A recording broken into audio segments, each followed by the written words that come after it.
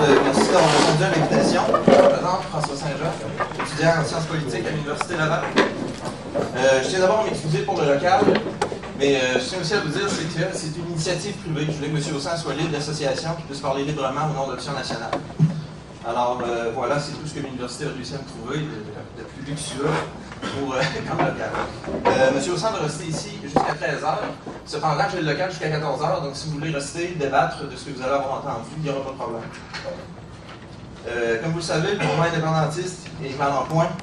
Profonde remise en question s'impose donc. Et ça tombe bien, certains ont des idées. Certains appellent ça de la division. Moi, j'appelle ça une occasion. Nous avons maintenant plus de porte ouvertes qu'auparavant, et les occasions de réfléchir à notre futur ne manquent plus. L'une de ces portes dont je parle, c'est bien sûr Option nationale. Et son fondateur, Jean-Martin Haussan, a une feuille de route très impressionnante.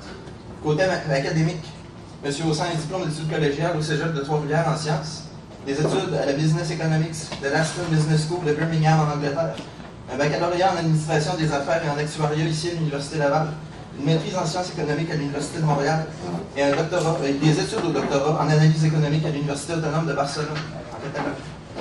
Côté professionnel, consultant chez Baron International, directeur de recherche quantitative et gestionnaire de portefeuille chez Addenda Capital, vice-président de Morgan Stanley Capital International à Londres, gestionnaire de portefeuille principal chez Investissement PST, consultant en finance quantitative. Il fut élu en 2008 député Nicolas Yamaska sous la bannière du PQ. Et il a détenu plusieurs postes de porte-parole en matière économique en plus d'être membre notamment de la Commission des finances publiques du Québec. Il siège maintenant comme indépendant depuis le 7 juin 2011. Et c'est donc avec grand plaisir que je vous demande d'accueillir comme il se doit M. le député indépendant Nicolas Yamaska, fondateur d'Option nationale, M. Jean-Martin Haussan.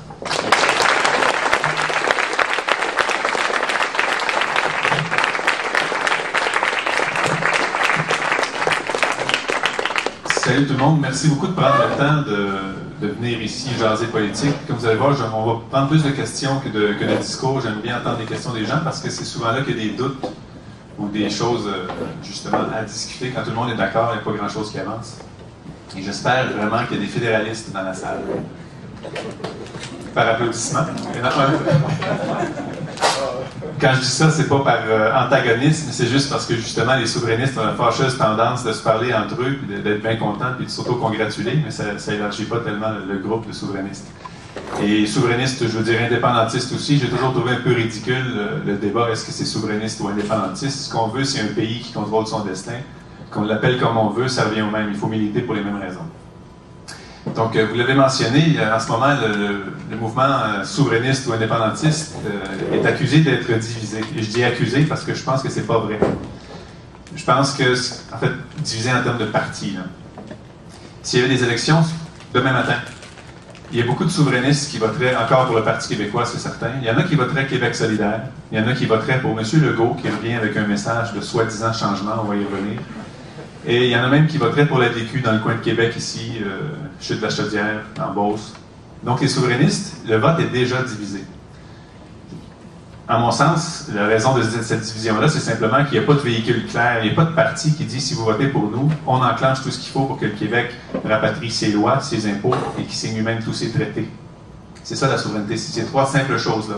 Loi, impôts, traités.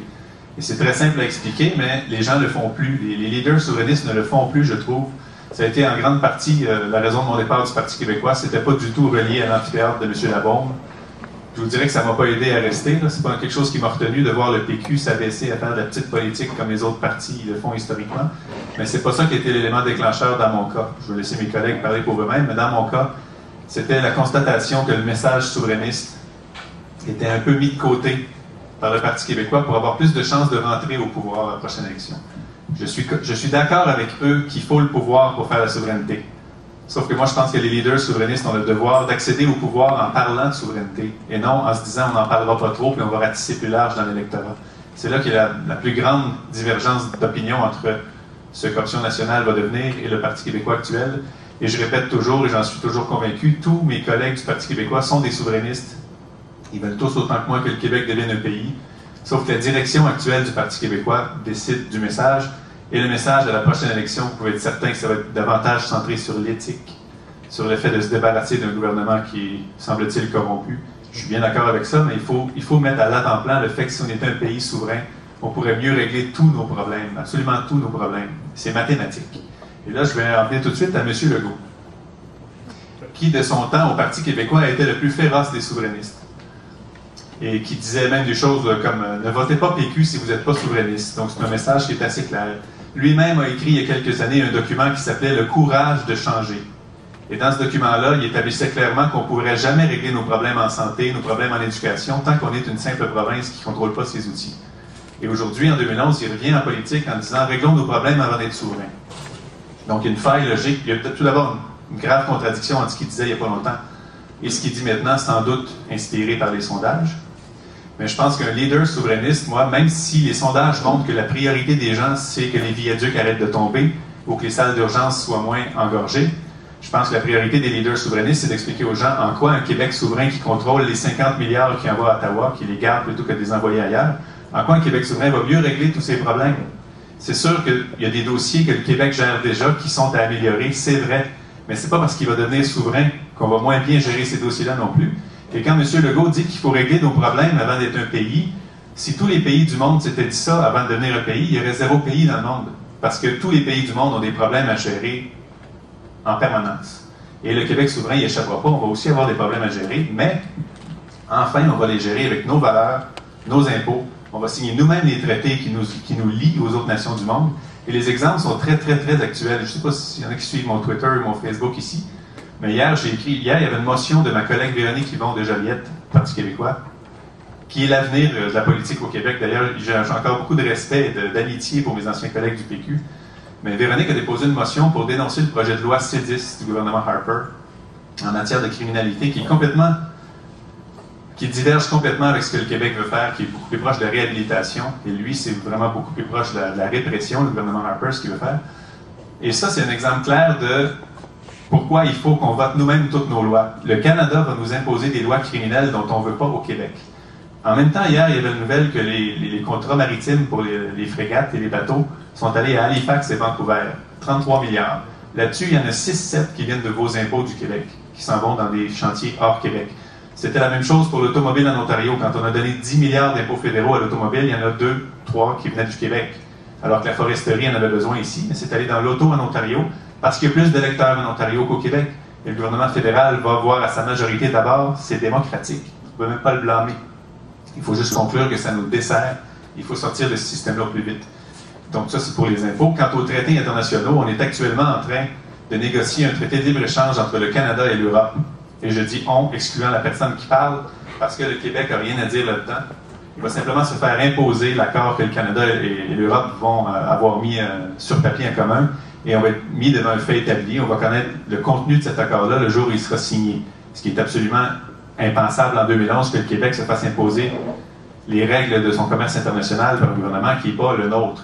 Et quand je dis un gouvernement qui n'est pas le nôtre, c'est pas une question de patriote enflammé qui dit à bas les Anglais. Moi, j'ai rien contre le Canada anglais. Je veux qu'il se développe selon ses valeurs. Il faut que le Canada anglais accepte que nous développions selon nos valeurs aussi et qu'on se parle d'égal à égal. Et si le Canada a un problème avec le fait de voir le Québec comme un égal, c'est eux qui ont un problème, c'est pas nous. Et quand je dis qu'il est grand temps qu'on le fasse, tous les exemples sont absolument actuels. C'est pas un débat qui est dépassé, c'est pas le débat d'une génération, c'est pas un débat qui appartenait au Parti québécois qui, semble-t-il, va avoir quelques problèmes aux prochaines élections. C'est un débat qui est permanent. Tant qu'on n'est pas souverain, il faut le faire. Ça ne pourra pas toujours ne pas arriver, comme disait Gaston Miron. Il faut qu'on soit souverain. On a la capacité de le faire, on a donc le devoir de le faire. Quand je dis qu'on a la capacité de le faire, il n'y a absolument aucun doute qu'économiquement parlant, le Québec a tout à gagner à être un pays, ça c'est clair. Non seulement parce que les impôts qu'on envoie à Ottawa, comme je vous le disais, sont utilisés à d'autres fins que l'avancement du Québec, puisque la majorité électorale est hors Québec. Et quand je disais qu'un gouvernement qui n'est pas le nôtre, et que je disais que ce n'était pas juste une envolée patriotique, c'est mathématique. Le 3/4 des élus du gouvernement fédéral sont élus hors Québec. Ils viennent des autres provinces. Le 3/4. Ces gens-là ne mettent jamais les pieds au Québec, ne connaissent pas le Québec et imposent quand même des lois et des dépenses au Québec selon leurs valeurs et leur réalité. Donc, on n'a rien à retirer de bon de ce système-là. Et ce qu'il faut arrêter de faire, les gens qui pensent qu'on peut améliorer le fédéralisme, qu'on peut améliorer le Canada actuel pour le Québec, moi, je trouve complètement futile de s'entêter à améliorer les capacités d'un autre peuple à bien nous gérer. Pourquoi on ne se prend pas en main, qu'on ne s'assume pas et qu'on ne gère pas nous-mêmes nos impôts, nos lois, nos traités? On est bientôt 8 millions de personnes au Québec. C'est pas un petit peuple, même pas en nombre. savez, la phrase de René Lévesque, on est peut-être quelque chose comme un grand peuple, c'est une phrase qui est devenue très célèbre. Je l'ai toujours détestée, cette phrase-là, parce qu'il y a deux doutes dans la même phrase. On est peut-être quelque chose comme un grand peuple. Moi, je vous dis qu'on est un grand peuple et qu'il est temps qu'on s'assume comme tel. Et quand je parlais du nombre...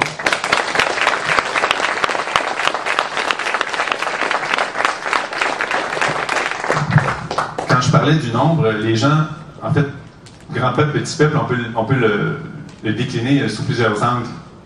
Économiquement, on est une puissance économique, le Québec. Déjà, dans le statut de province qu'on a là, avec une main dans le dos et un pied attaché presque, on a réussi à se hisser au sein des nations les plus riches de la planète, en étant une simple province qui contrôle la moitié de ses outils. Imaginez où on en serait si on avait toujours pris nos décisions stratégiquement selon nos intérêts, au lieu de se les faire imposer par le Canada. Donc, économiquement, on est déjà parmi le 10% des pays les plus riches de la planète. En territoire, on est immense. On est plus grand que 22 des 27 pays de l'Union européenne mis ensemble. Le Québec, c'est presque un continent si on compare aux pays d'Europe. Et c'est sur le plan de la population que les gens souvent pensent qu'on est un petit peuple. Bien, à 8 millions, on est plus nombreux que la majorité des pays dans le monde.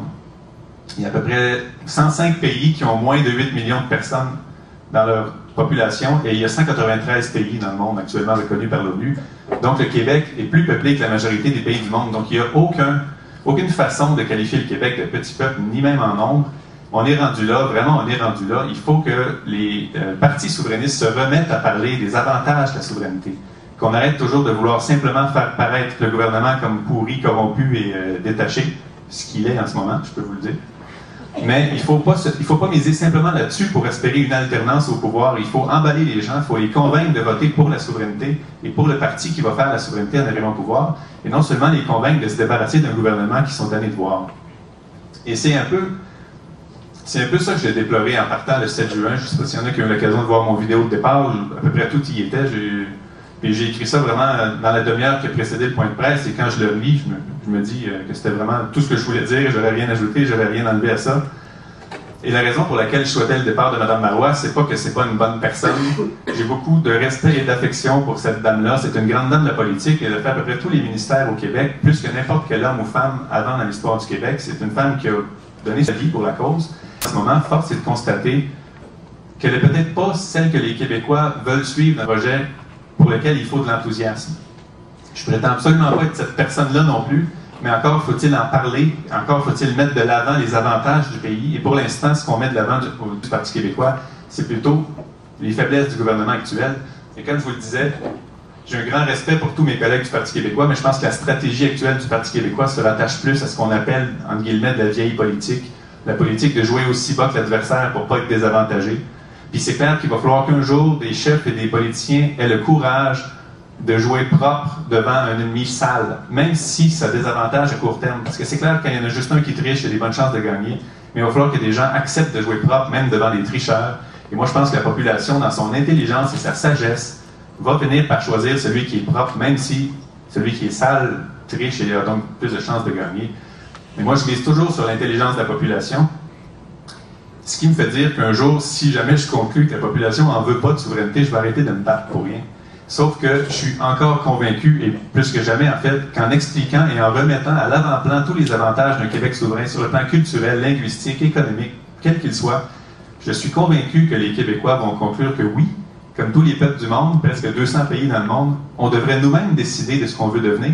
Actuellement, c'est le Canada anglais qui nous impose de grands investissements à coups de milliards avec nos impôts, des lois criminelles dont on ne veut pas et des traités internationaux qu'on n'a même pas le droit de voir avant de se les faire imposer. C'est un non-sens total pour le Québec moderne. Et je pense qu'on est rendu là. Et dans la prochaine campagne, j'espère qu'Option nationale sera sur pied à temps. Au fait, je ne suis pas ici pour vraiment faire la propagande d'Option nationale. Je suis ici pour venir vous parler de souveraineté puis prendre vos questions. Mais Option nationale, juste pour vous en parler 2 petites minutes, c'est un nouveau parti. On attend actuellement la reconnaissance officielle du directeur général des élections. Les signatures requises ont été envoyées. Elles vont être analysées par le directeur général qui doit contacter chacune des personnes individuellement pour s'assurer qu'elles ont bien signé la feuille elles-mêmes et que ce n'est pas un montage. Donc c'est ça qui peut prendre jusqu'à 1 ou 2 mois de délai. Donc d'ici Noël, on devrait être reconnu comme un parti officiel qui a la capacité de se financer, de faire des exécutifs, d'avoir des candidats, etc. En espérant que notre ami Charest ne déclenche pas des élections dans la semaine qui vient pour couper l'herbe sous le pied non seulement à Option nationale, mais dans son esprit, sans doute aussi à M. Legault, qui est en tête dans les sondages. Et je voudrais en parler, avant de prendre les questions de M. Legault. Son discours de retour, moi, me déçoit, c'est un mot trop faible, me démotive au plus haut point. Quand je vois un homme qui avait tout compris pourquoi il fallait être souverain, qui le pense encore lui-même, mais qui, selon les sondages et la facilité d'être réélu, a décidé de mettre le débat de côté pour être réélu plus facilement, je trouve que c'est un manque total de leadership. Un leader, quand il est convaincu qu'une idée est bonne pour la population, il faut qu'il fasse l'effort d'expliquer pourquoi. Il ne faut pas qu'il se dise « passons donc à autre chose si vous ne voulez pas en entendre parler ». Je pense qu'un vrai leader fait l'effort d'expliquer les avantages de la souveraineté plutôt que de se dire que les gens veulent entendre parler d'éducation et de santé. Et c'est vrai qu'il faut en parler d'éducation et de santé, mais ce qu'il faut rajouter du même souffle, c'est que si on était souverain, on réglerait mieux tous nos problèmes. Et M. Legault commence tous ses discours, je ne sais pas s'il y en a ici qui l'ont déjà vu dans ses assemblées, là, il fait la tournée du Québec, puis il passe 8 fois dans la même place sans arrêt, donc il veut vraiment voir tout le monde. Mais il commence à peu près tous ses discours en disant que le Québec est tellement moins riche que les voisins, qu'on est tellement moins productif, qu'on est tellement moins bon. C'est vraiment un discours pessimiste et défaitiste qui m'a toujours horripilé. Premièrement, le Québec n'est pas moins riche que les voisins. C'est la répartition de la richesse qui pose problème. Si vous enlevez les archi-riches du portrait aux États-Unis, le peuple québécois est beaucoup plus riche, enfin beaucoup plus riche, est plus riche, mais beaucoup plus à l'aise socialement, je vous dirais, que le peuple américain. Et le fameux 99% dont on entend beaucoup parler ces temps-ci, le 1% des riches et le 99% de la masse, mais les 99% de Québécois sont plus à l'aise que 99% des Américains. Sauf qu'il y a des archi-riches qui sont vraiment riches de façon obscène, qui évidemment mathématiquement augmentent la moyenne que M. Legault utilise pour dire que les États-Unis sont plus riches que nous. Mais juste pour vous donner un chiffre qui est assez frappant, l'économie du Québec vaut à peu près 330 milliards, ça prend 12 Américains pour valoir ça. Les 12 Américains les plus riches, 12 individus, valent l'économie du Québec au complet. Et à l'autre extrême du spectre américain, il y a 50 millions de personnes l'an dernier qui ont eu droit à de l'aide alimentaire d'urgence, dans le même pays qui est censé être le plus riche au monde. 20% des enfants vivent dans la pauvreté aux États-Unis. C'est des statistiques que M. Legault lance pas tellement souvent quand il veut nous faire croire que c'est un modèle à atteindre. Donc les États-Unis sont un pays riche globalement, mais c'est les quelques personnes dans l'élite qui ont l'essentiel de cette richesse-là. Et le peuple n'est pas plus riche qu'ici. Au contraire, on est plus riche ici, comme classe moyenne, je dirais, qu'aux États-Unis. Et d'ailleurs, notre niveau de paix sociale, notre taux de criminalité sont beaucoup plus enviables qu'aux États-Unis ou que partout dans les Amériques. Le Québec a atteint ça, justement grâce à une certaine équité dans la répartition des richesses. Et on est beaucoup plus un modèle à suivre que les États-Unis. Donc, M. Legault, quand il fait des grandes comparaisons en disant qu'on est X% moins riche que les voisins, ça coupe toute la réalité. Et c'est une comparaison qui est totalement boiteuse. Et d'ailleurs, quand il nous dit qu'on est moins développé que les autres, il peut y avoir que deux raisons à ça. La première, c'est que le système actuel nous retient dans notre développement. Parce que sinon, on passe à la deuxième raison, qui serait qu'on est plus imbécile que les autres. Et je ne pense pas que M. Legault veuille admettre ou dire qu'on est des tatas comparés aux voisins. Donc, la seule conclusion qui s'impose dans son discours, c'est qu'on est retenu dans un système qui nous nuit dans notre développement, mais du même souffle, il dit qu'il ne faut pas parler de souveraineté, il faut régler nos problèmes.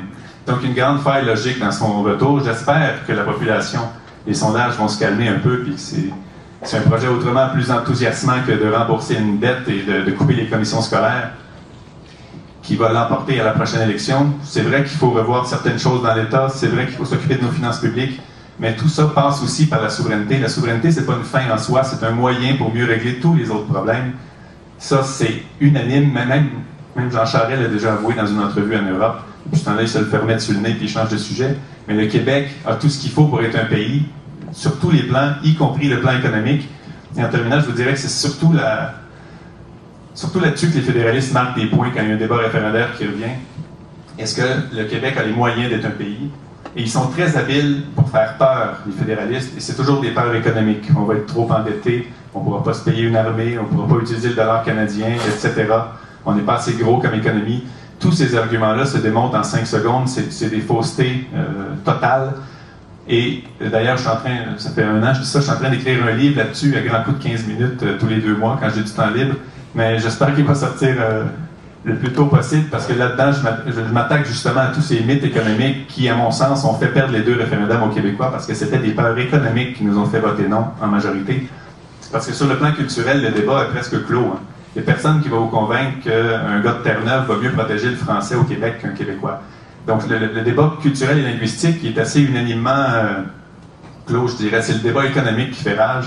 Et il y a beaucoup de sbires qui continuent à propager les mensonges et les mythes des fédéralistes, comme quoi le Québec ne pourrait pas être un pays souverain, alors que quand on regarde les chiffres de proche, on n'est pas plus endetté que la moyenne des pays riches de la planète, et que je sache, il n'y en a aucun comme solution que suggérer de devenir une province. Donc, on ne serait pas plus endetté que la moyenne de ces pays riches-là. En taille de l'économie, comme je le disais, on fait partie du premier décile. On est au pavillon Pouliot ici, vous êtes un petit peu de scientifique ici, donc le premier décile des pays riches du monde, on y est, le Québec, déjà, en tant que simple province, qui ne contrôle pas tous ces outils. Imaginez ce qu'on pourrait faire. Donc, c'est les peurs économiques, moi, que je vais essayer de combattre le plus, si jamais il y a un autre rendez-vous, et à la prochaine élection, parce qu'il faut convaincre les Québécois que la souveraineté, c'est pas un débat qui est dépassé, qui est plate et qu'il faut passer à autre chose. Au contraire, la première chose à faire pour régler quelques problèmes que ce soit au Québec, c'est d'avoir tous les outils pour les régler nous-mêmes selon nos valeurs et aller là où on veut aller. Puis ça, ben, c'est la souveraineté, il n'y a pas d'autre façon de le faire. Donc, j'espère qu'il y a des questions.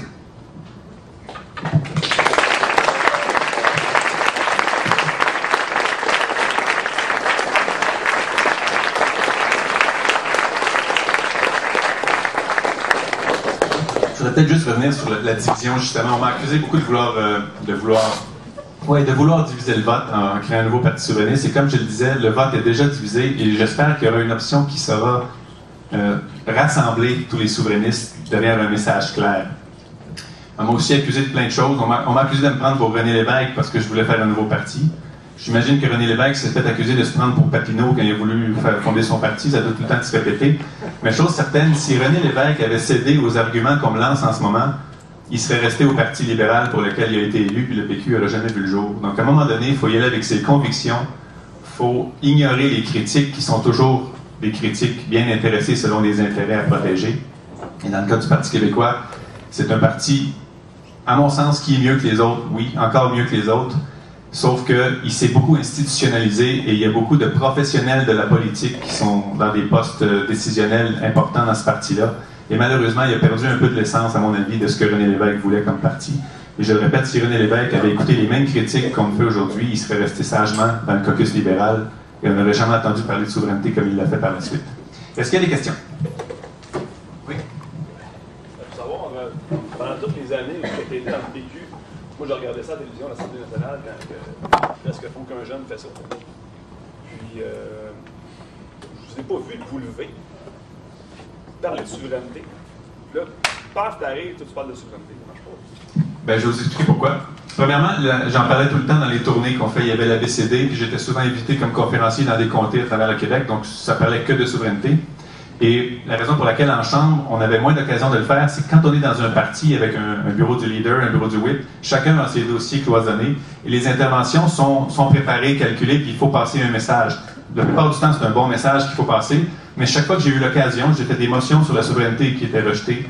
Et dans chaque dossier où j'intervenais, je glissais un mot pour illustrer le fait que dans ce dossier-là, si on était souverain, ça se réglerait mieux. Donc l'intervention, ça s'appelait peut-être pas souveraineté, mais je trouvais toujours le moyen, comme je le pouvais, d'en parler.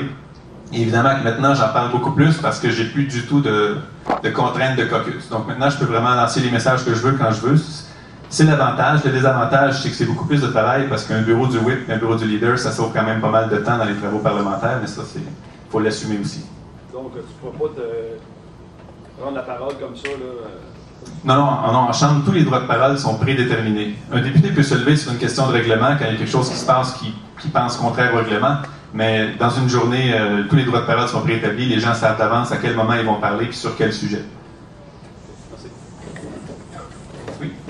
Moi, mes parents sont quand même assez âgés, ils sont rendus à la retraite. Puis ils parlent souvent de leur peur, justement, économique, la carotte, la retraite, tout ça. Moi, je ne sais pas, je ne connais pas tout ça, mais je ne sais pas quoi leur dire. Bien, une chose, le premier référendum en 80, il a été perdu en bonne partie pour les pensions. Parce que le fédéral disait aux Québécois, vous aurez plus vos pensions de vieillesse qui sont fédérales. Une chose qu'il ne faut jamais oublier, c'est que l'argent fédéral, ça n'existe pas. Il n'y a pas de véhicule extraterrestre qui s'appelle fédéral qui arrive avec l'argent neuf. L'argent du fédéral, c'est les Québécois et les autres provinces qui envoient leurs impôts au fédéral et le fédéral renvoie ces impôts-là sous forme de programmes dans les diverses provinces. Donc, les pensions de vieillesse que le fédéral nous paye, c'est nos impôts fédéraux qu'on envoie chaque année qui nous retournent entre autres sous forme de pension. Donc, le jour où le Québec est souverain, on garde simplement l'argent ici et on se paye nos pensions. Et s'il y avait la souveraineté qui se faisait, évidemment, la part de cet argent-là qui est dans les coffres à Ottawa serait divisée au Québec selon ce qui lui revient, tout comme la dette, on la diviserait selon ce qui nous revient au Québec. Donc, tout ce qui est dette, tout ce qui est actif, le Québec en a une partie dans l'ensemble fédéral.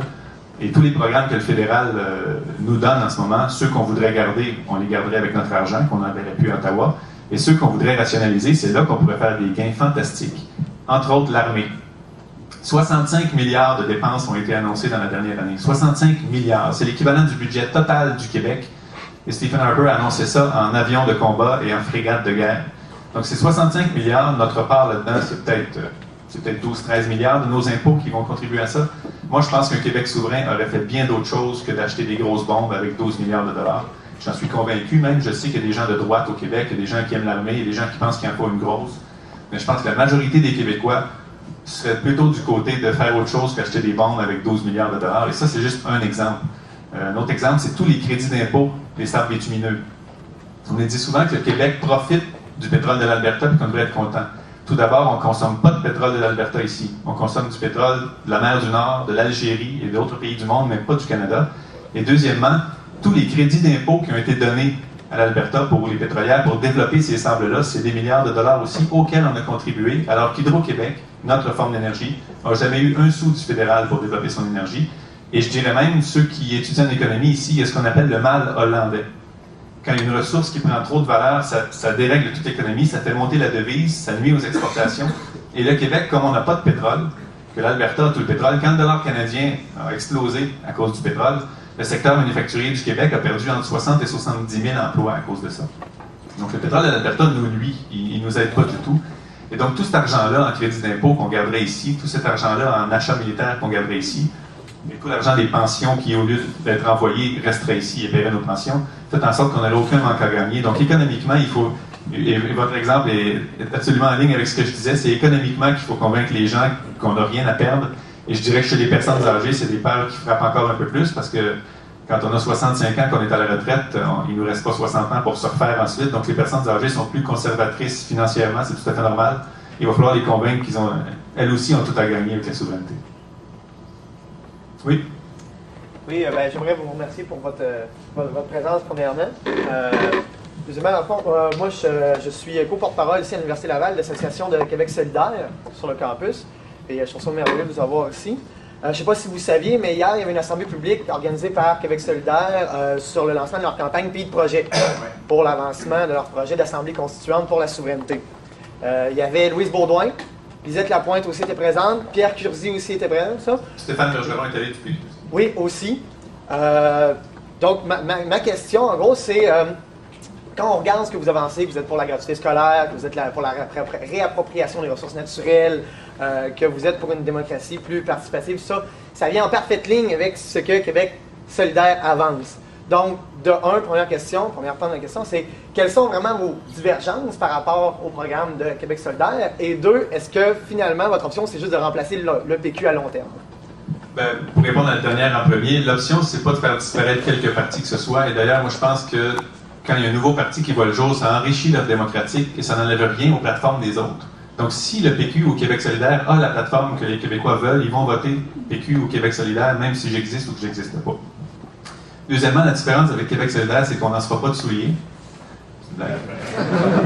Mais non, la grande différence, c'est que je pense que Québec solidaire, dans sa plateforme, a la souveraineté comme un des éléments, mais ce n'est pas le fondement de ce parti-là. Et je m'explique.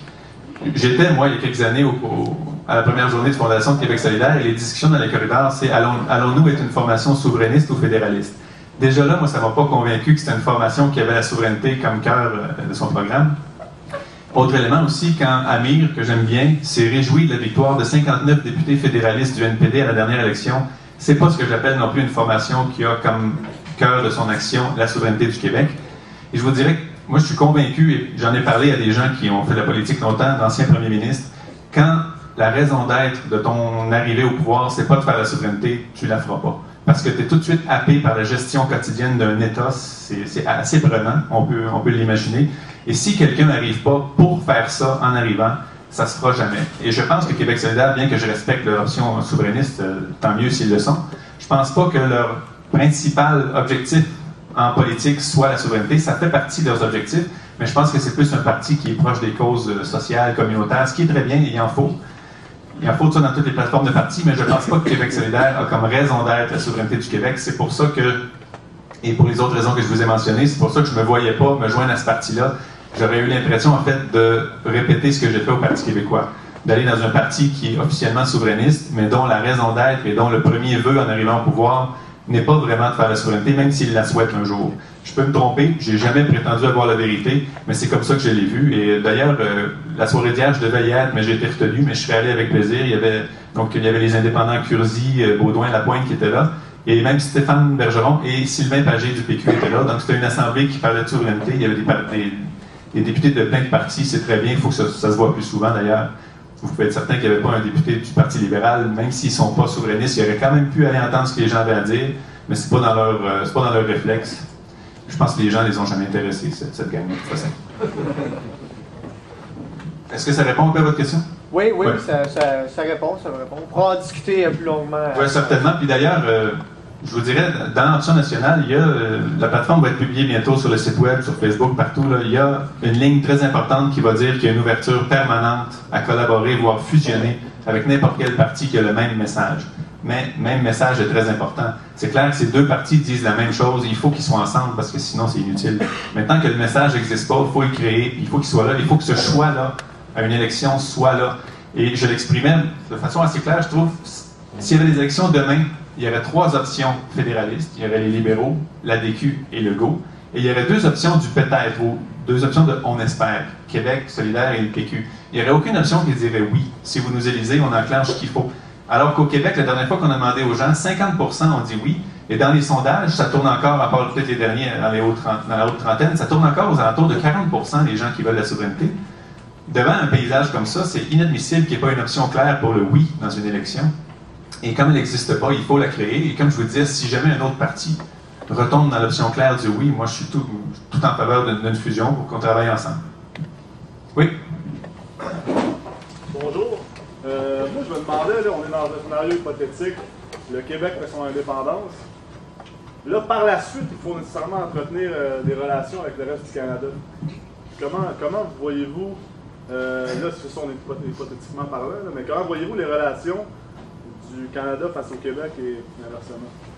Moi, je pense qu'on serait les meilleurs voisins au monde. Comme les États-Unis et le Canada sont déjà 2 pays qui ont de très bonnes relations, le Canada et le Québec ont une histoire commune, on ne peut pas le nier. Je suis convaincu qu'on aurait les meilleures relations au monde et ça négocierait très bien. Ça aussi, c'est une autre peur que les fédéralistes veulent bien nous émettre, que si jamais on votait oui, ils ne voudraient pas négocier, qu'il y aurait des mauvaises relations. On pourrait simplement leur rappeler, ils s'en rappelleraient assez rapidement, que chaque année, le Québec achète pour 20 milliards de produits et services à l'Ontario. Et là, les firmes de l'Ontario vont vouloir continuer à commercer pour 20 milliards de dollars. Ils ne vont pas dire, OK, allez-vous-en chez vous. Le portefeuille parle toujours très vite. Et comme je vous disais, sur le plan du portefeuille, le Québec a tout à gagner. Et je pense que le Québec aurait le gros bout du bâton. Il y a un autre, ça c'est un aspect financier, l'aspect territorial. Le fleuve Saint-Laurent, c'est chez nous. Et c'est l'artère principale vers les Grands Lacs et le poumon économique du nord-est des États-Unis et de l'Ontario. Et c'est chez nous. Moi, je pense qu'on est très bien positionnés, en très bonne position pour négocier avec le Canada en toute bonne foi. Par exemple, une preuve de bonne foi, quand on dit qu'on prendrait notre part de la dette fédérale qui nous revient, il y a des légistes qui disent que légalement, c'est le Canada qui a contracté cette dette-là et que le Québec n'en est pas responsable. Donc, on pourrait presque questionner légalement notre nécessité de prendre notre part de dette. Mais je pense que c'est responsable de dire d'entrée de jeu qu'on va négocier notre part de la dette parce qu'on a eu une part des services payés par cette dette-là. Donc, en toute bonne foi, le Québec pourrait négocier avec le Canada. Et comme je vous dis, les éléments portefeuille, les éléments territoriaux, les éléments aussi de diplomatie internationale vont faire en sorte qu'ils vont négocier, j'en suis sûr. Écoutez, il y a 193 pays dans le monde. La moitié de ces pays-là n'existaient pas il y a quelques décennies. Et ils ont été reconnus, et il y en a qui ont fait ça autrement que nous autres, là, évidemment. La façon de faire l'indépendance par les fusils, c'est exclu au Québec, c'est sûr. Mais tous ces pays-là ont été reconnus, n'ont jamais regretté d'avoir fait le saut dans l'indépendance et dans la souveraineté. On ne sera pas les premiers à regretter ça. Et si tous les autres ont été reconnus par la communauté internationale, un pays aussi démocratique et développé que le Québec va être a fortiori reconnu par ces mêmes gens-là. Vous entendre parler des communautés. Ils se déroulent présentement un référendum sur la hausse des frais scolaires qui est prévu. C'est la CADEUL qui organise ça. Et c'est ça, dans le fond, vous prenez la gratuité scolaire. J'aimerais vous entendre parler, dans le fond, sur... Oui. Pour ceux qui n'ont pas entendu la question derrière, c'est sur la gratuité scolaire. Option nationale est en faveur de la gratuité scolaire du primaire au doctorat pour la simple et bonne raison que c'est le meilleur investissement qu'une société peut faire, et pas simplement le Québec, n'importe quel pays dans le monde. La seule chose qui permet de prospérer à long terme, c'est la matière grise. On est chanceux ici d'avoir des ressources naturelles que d'autres n'ont pas. Ça, c'est parfait dans le court terme parce que c'est non renouvelable, donc on les exploite une fois puis c'est parti. Mais il faut utiliser cette richesse-là justement pour mettre en place un système qui, à long terme, un système de gratuité scolaire qui, à long terme, va développer une ressource qui, elle, est vraiment très renouvelable, nos cerveaux. Et je pense que, toutes les études qui se sont penchées là-dessus montrent clairement qu'une population qui est plus éduquée, évidemment, est plus productive, plus riche et plus en santé. Donc, ça touche même le système de santé. Il y a des milliards de dollars d'économies à aller chercher dans le système de santé, simplement par le fait d'augmenter le taux de scolarisation et le taux de formation d'une population. Ça, les études sont unanimes là-dessus. Donc, c'est le meilleur investissement qu'on puisse faire. Ce n'est pas une dépense de dire que l'État paye pour le doctorat d'un de ses citoyens. C'est le meilleur investissement qu'on puisse faire parce que ce citoyen-là, étant mieux formé et payant plus de taxes avec un salaire plus élevé, va rembourser un multiple de ses frais de scolarité durant sa vie de citoyen. Et dans un esprit, je dirais, républicain, sans parler d'une république comme telle, mais dans un esprit social et républicain, je trouve que c'est la plus belle chose qu'une société puisse faire, que ses citoyens puissent se former tant qu'ils le veulent sans avoir de barrières financières. Il faudrait baliser la chose, par contre, comme je disais. Si quelqu'un veut faire 8 baccalauréats, il peut peut-être s'en payer 6 ou 7, mais quelqu'un qui suit une formation pour devenir professionnel de quoi que ce soit, qu'elle soit technique, niveau collégial, qu'elle soit universitaire ou même secondaire, il faut que ce soit gratuit et complètement accessible. Et je pense que c'est la société qui en gagne le plus là-dedans, pas simplement la personne qui a accès à cette gratuité-là. Et comme je vous le disais, c'est le meilleur investissement qu'une société puisse faire. Il faudrait aussi baliser les étudiants étrangers qui viennent ici se former et qui repartent tout de suite après. Peut-être qu'il y a une forme de remboursement post-universitaire pour ces gens-là ou de paiement à la carte quand ils viennent. Mais pour les citoyens qui veulent rester au Québec, contribuer au développement du Québec, il faudrait que la formation soit gratuite d'un bout à l'autre.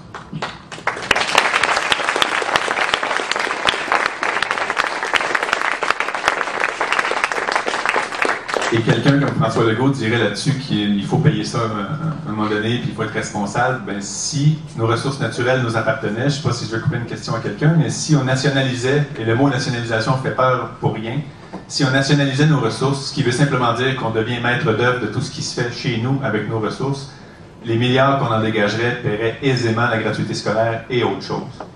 Et quand je parle de nationalisation, ça ne veut pas dire que c'est des fonctionnaires qui vont se mettre un casque jaune pour aller piocher dans le nord du Québec. C'est les privés qui vont faire ça, mais le maître d'œuvre, ça va être l'État, et celui qui va déterminer de la répartition des revenus de cette extraction-là, ça va être l'État. Pour vous donner des chiffres, dans les 10 dernières années, il s'est extrait pour environ 45-50 milliards de minerais du Québec, et l'État a fait à peu près de 1 à 2 % de redevances là-dessus. Ce qui veut dire que quelque chose qui nous appartient à 100 % a vu la richesse qu'on a retirée aller à 98-99 % à quelqu'un d'autre que le propriétaire. C'est insensé. Qu'on nous dise que ça crée des emplois, c'est insensé aussi. Et là-dessus, moi, j'utilisais toujours l'image d'un pommier que vous auriez dans votre maison, chez vous. Si vous aviez un beau pommier avec des belles pommes et qu'un touriste chinois venait prendre mes pommes en vous disant « J'ai pris quelques risques, j'ai eu des frais d'opération pour me rendre jusqu'à ta pomme, donc je la mange, puis elle est à moi gratuitement », je pense pas que vous seriez d'accord, vous lui diriez que vous allez lui vendre la pomme. Et si lui vous disait, parfait, je vais t'engager pour que tu me cueilles ta pomme, donc je l'ai gratuitement, ça ne marcherait pas plus. C'est pas parce qu'il vous crée un emploi que votre pomme est gratuite pour lui. C'est votre pomme, puis c'est votre temps, donc il faudrait qu'il paye une redevance et qu'il vous paye un salaire.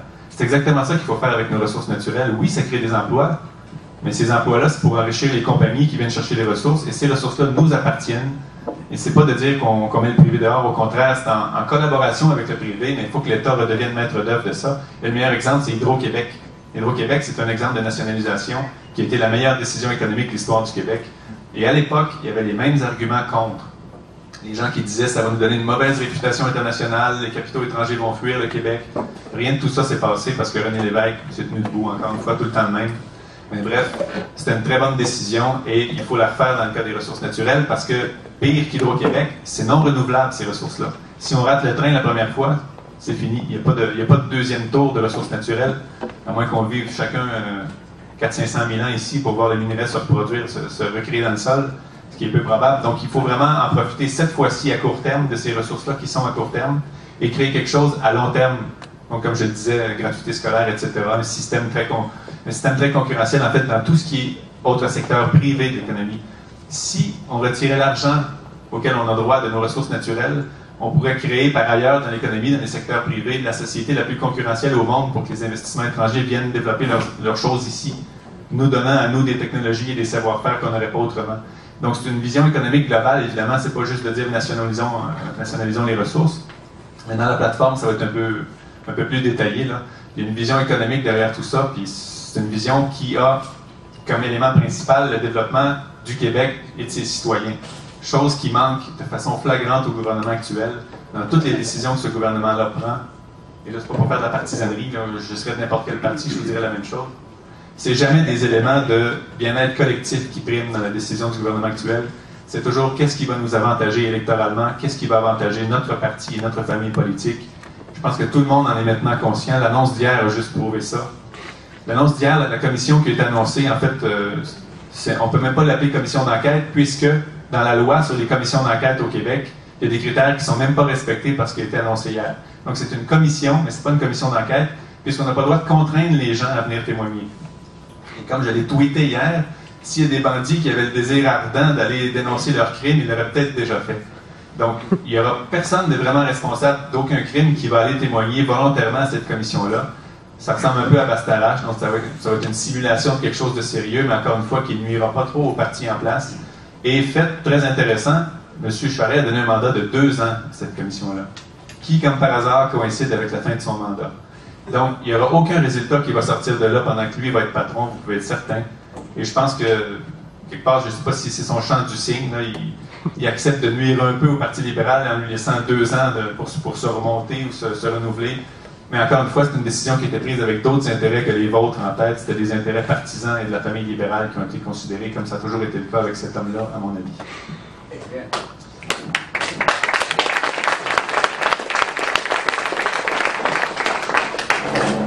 Vous parlez de la nationalisation des ressources. Vous, personnellement, qu'est-ce que vous pensez de l'eau? Est-ce qu'on devrait la vendre ou la garder ici? Bien, l'eau fait partie des ressources naturelles au sens large. Et ça, il y a déjà une loi sur l'eau, en fait, qui n'a pas beaucoup de mordant. Mais s'il y en a qui pensent que le pétrole est une ressource prisée le siècle dernier, quand l'eau potable va se mettre à être au centre de guerre parce que les gens n'en auront plus, vous allez voir que ça va valoir autrement plus cher que le pétrole. Et le Québec, bien qu'on soit 1/10 de 1% de la population mondiale, on a 3% de l'eau potable chez nous, de toute la planète. Ce qui veut dire qu'en moyenne, on a 30 fois plus d'eau par personne que les autres pays du monde. Et on est archi-riche là-dessus. Raison de plus pour, justement, nationaliser ça et faire en sorte que l'État soit maître d'œuvre de toute l'utilisation de l'eau potable ici. 2 points que je voudrais dire là-dessus. Il y a, premièrement, l'exemple le plus flagrant de gens qui s'enrichissent facilement avec ça, c'est l'embouteillage. C'est quelques milliers de fois le coût de l'eau qui revendent ça, le Pepsi, le Fanta, le Coke, toutes ces choses-là. Le coût de l'intrant qui est l'eau coûte une fraction d'un millième du prix qu'ils peuvent charger ensuite quand ils revendent aux consommateurs. Donc ça n'a aucun sens économiquement. Non seulement c'est une utilisation quasi gratuite de notre ressource, mais ça n'a pas de sens économique non plus. Et deuxièmement, dans l'accord de libre-échange que j'ai mentionné tout à l'heure avec l'Europe, entre le Canada et l'Europe, les Européennes ziotent de façon très sérieuse tout ce qui est gestion de l'eau potable au Québec à travers les contrats dans le secteur public des municipalités qui gèrent l'euro en général. Et ça, c'est un élément qu'on voudrait défendre ardemment au Québec, justement, qu'on garde le contrôle sur la gestion de notre eau. Mais actuellement, on peut pas, on ne sait même pas ce qui est écrit là-dessus dans l'accord. Puisqu'en tant que simple province, on ne peut pas négocier cet accord-là au nom du Canada. C'est le Canada qui négocie avec l'Europe. Donc, on va peut-être découvrir quand l'accord va être signé que des compagnies comme Veolia, une grande compagnie européenne, vont avoir accès à la gestion de l'eau potable dans certaines municipalités du Québec. On ne peut pas vous dire que c'est ça qui est là en ce moment dans le libellé du texte, puisqu'on n'a pas le texte, mais on voudrait s'assurer que c'est pas ça. Raison de plus pour négocier nous-mêmes tous nos accords, parce que le jour où une compagnie privée va gérer les systèmes d'eau potable, ça peut sérieusement déraper, et l'Angleterre en est un bon exemple. Ils ont dû refaire tout leur système d'aqueduc dans bien des régions du pays, parce que le privé, qu'est-ce que ça fait le privé? Ça veut faire plus avec moins. Ça veut faire des profits. Donc, ça va toujours à la limite de ce qui est acceptable pour que le reste se dégage en profit. Et dans un dossier ou un domaine comme l'eau potable, c'est pas une bonne idée de dire on va aller à la limite de ce qui est prudent. Et ailleurs dans le monde, ça s'est fait de mettre ça au privé, puis ils ont tout changé ça, puis ils sont revenus en arrière pour redonner le contrôle aux collectivités sur l'eau potable. Et ça se fait dans bien des domaines, en fait, qu'on installe un système en place, qu'on réalise 20 ans après que c'était pas une bonne idée. Et le problème avec le Canada actuel, c'est qu'il se fie au système d'il y a 20 ans. Et Harper l'a encore prouvé avec son projet sur les prisons. Là. Il se base sur le Texas, qui lui-même a changé son modèle parce qu'il s'est rendu compte que ça ne marchait plus et qui se rapproche de ce qu'on fait au Québec. Donc Harper cite des choses qui sont faites au Texas il y a 20 ans pour dire qu'il faut plus de prisons, alors que le Texas aujourd'hui se rapproche du Québec en disant que ça n'a pas fonctionné. Donc encore une fois, si on était souverain, qu'on contrôlait tout, là, que ce soit notre eau potable ou nos lois criminelles des prisons, on pourrait tout le temps décider selon nos valeurs de ce qu'on veut installer chez nous. Donc l'eau est incluse dans les ressources naturelles et je dirais au premier plan parce que c'est la ressource la plus inestimable sur la planète. Clairement, c'est nécessaire à la vie, donc, alors que le minerai de fer est un peu moins. Oui? N'importe qui. Et la part du peuple, monsieur, à l'accession à la souveraineté? Il est total, la part du peuple. Dans l'option nationale, ce qui va être dans la plateforme, c'est que par mandat électoral, on rapatrie loi, impôts et le pouvoir de négocier nos traités, mais il n'y a pas de déclaration unilatérale de souveraineté. Ça va être dans une constitution que le peuple va entériner. Sauf que les 3 éléments techniques de la souveraineté, qui sont loi, impôts, traités, on les fait par mandat électoral. Et ça, c'est ce que les autres partis ne veulent pas. Et c'est ce que je pense qu'il faut faire, justement, d'entrée de jeu en arrivant au pouvoir pour montrer aux Québécois que le jour où on contrôle tous nos outils, je peux vous dire qu'il y en a un paquet de plus qui vont se rendre compte que c'est une bonne idée de se développer selon nos valeurs puis de décider nous-mêmes de ce qu'on veut faire. Donc, par mandat électoral, ce serait d'aller rapatrier les 3 grands pouvoirs qui sont la souveraineté et en faire entériner ça dans une constitution qui établirait nos valeurs, égalité homme-femme, laïcité des institutions, etc., et dans laquelle il y aurait une déclaration de souveraineté que les gens accepteraient. Pour les tâches et les sacrifices? Voulant dire? C'est-à-dire dans le but d'accéder à la souveraineté. Est-ce que le peuple est prêt à faire ses sacrifices et... Vous voulez dire la réorganisation et tout ça? Oui. C'est clair qu'il va y avoir une réorganisation assez majeure et les gens qui vont être le plus touchés, ça va être les fonctionnaires fédéraux. Là-dessus, il y a une chose à dire, à ne pas oublier, ceux qui pensent que ça coupe simplement le nombre d'emplois correspondant aux fonctionnaires fédéraux, évidemment pas, parce qu'en rapatriant 50 milliards chez nous qu'on envoie à ces fonctionnaires-là, il va falloir garder des gens pour gérer ça, c'est sûr. Deuxième bon aspect de ça, ou bonne nouvelle de ça, c'est que la plupart, en tout cas dans certains secteurs, peut-être pas dans tous, mais dans certains secteurs, la grande majorité de ces travailleurs-là sont à quelques années de la retraite. Donc ce ne sera pas un choc total qui va faire perdre des milliers d'emplois au Québec un peu partout, mais chose certaine, quand on va rapatrier cette gestion-là, c'est sûr qu'il va falloir cette expertise-là. Et les grandes réorganisations, je pense, vont se faire sans perte d'emploi, dans la majorité des cas. Et le fait que les gens doivent faire un effort, moi, je trouve ça absolument fantastique, parce que c'est un effort qui, selon moi, est enthousiasmant. Le fait de se dire que dans chacun de vous, je ne sais pas en quoi vous étudiez tous et chacun de vous, mais le fait de se dire que dans votre domaine, il va falloir peut-être réorganiser des choses pour que votre gestion soit nationale et internationale au lieu d'être provinciale, moi, quel que soit mon domaine d'activité, je serais très content de contribuer à ça. Évidemment, je suis souverainiste et je conviens totalement que des gens au Québec qui sont fédéralistes pour des raisons qui leur sont propres, je respecte ça totalement. D'ailleurs, c'est pour ça qu'il faut que le peuple entérine la souveraineté, parce que c'est pour le peuple qu'on fait ça. Le seul argument fédéraliste que je respecte, c'est quand les gens disent qu'ils sont attachés au Canada. Il n'y a pas de discussion là-dessus. Les gens qui se sentent canadiens, qui sont attachés au Canada, je les respecte totalement et j'ai même pas envie de les convaincre d'autre chose.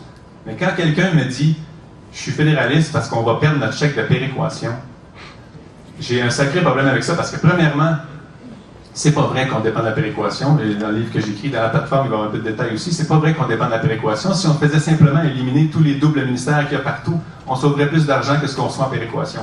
Donc, c'est une compensation partielle pour les inefficacités du système de la péréquation. Donc, on élimine le système, on élimine l'efficacité, puis on a plus d'argent dans nos poches. Tout le monde est content, même le Canada. Donc, quand on me donne des arguments économiques pour me dire qu'on est fédéraliste, c'est là que j'ai envie de débattre et de prouver aux gens qu'il n'y a aucune peur à y avoir. Et moi, je pense que de vouloir être libre de nos choix, il n'y a pas plus beau projet dans la vie. Vous, quand vous vous levez le matin, si je décidais de ce qu'il y a dans la moitié de votre assiette à chaque déjeuner, puis que vous décidiez de votre haut, de votre habillement, mais je décide des pantalons. Puis à chaque fois qu'il y a quelque chose à décider comme ça, quelqu'un d'autre que vous dit ça va être quoi la moitié de la décision. Individuellement, on ne l'accepterait pas longtemps. Alors, je ne vois pas pourquoi, collectivement, on accepte ça depuis des siècles. Bravo!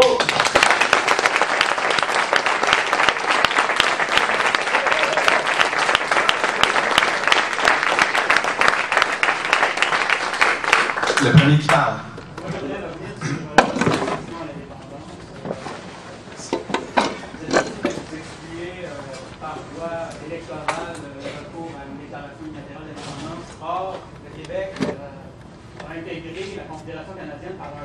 des parlementaires sur, finalement, la légitimité que lui accordait une élection, au sens où on l'entendait évidemment au 19e siècle.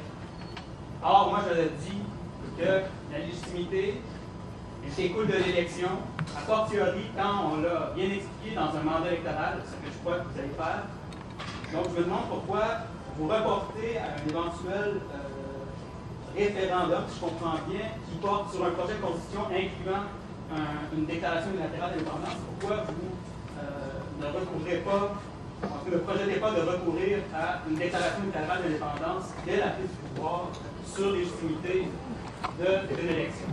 Ben, je vais avoir une réponse personnelle et une réponse option nationale là-dessus. La réponse personnelle, c'est que, comme vous l'avez dit, le Québec est entré dans le Canada par un simple vote du Parlement, pour lequel il n'y avait même pas eu de campagne électorale avant. C'était un dossier ad hoc, comme ça, entrons dans le Canada, les parlementaires ont voté et ça s'est fait.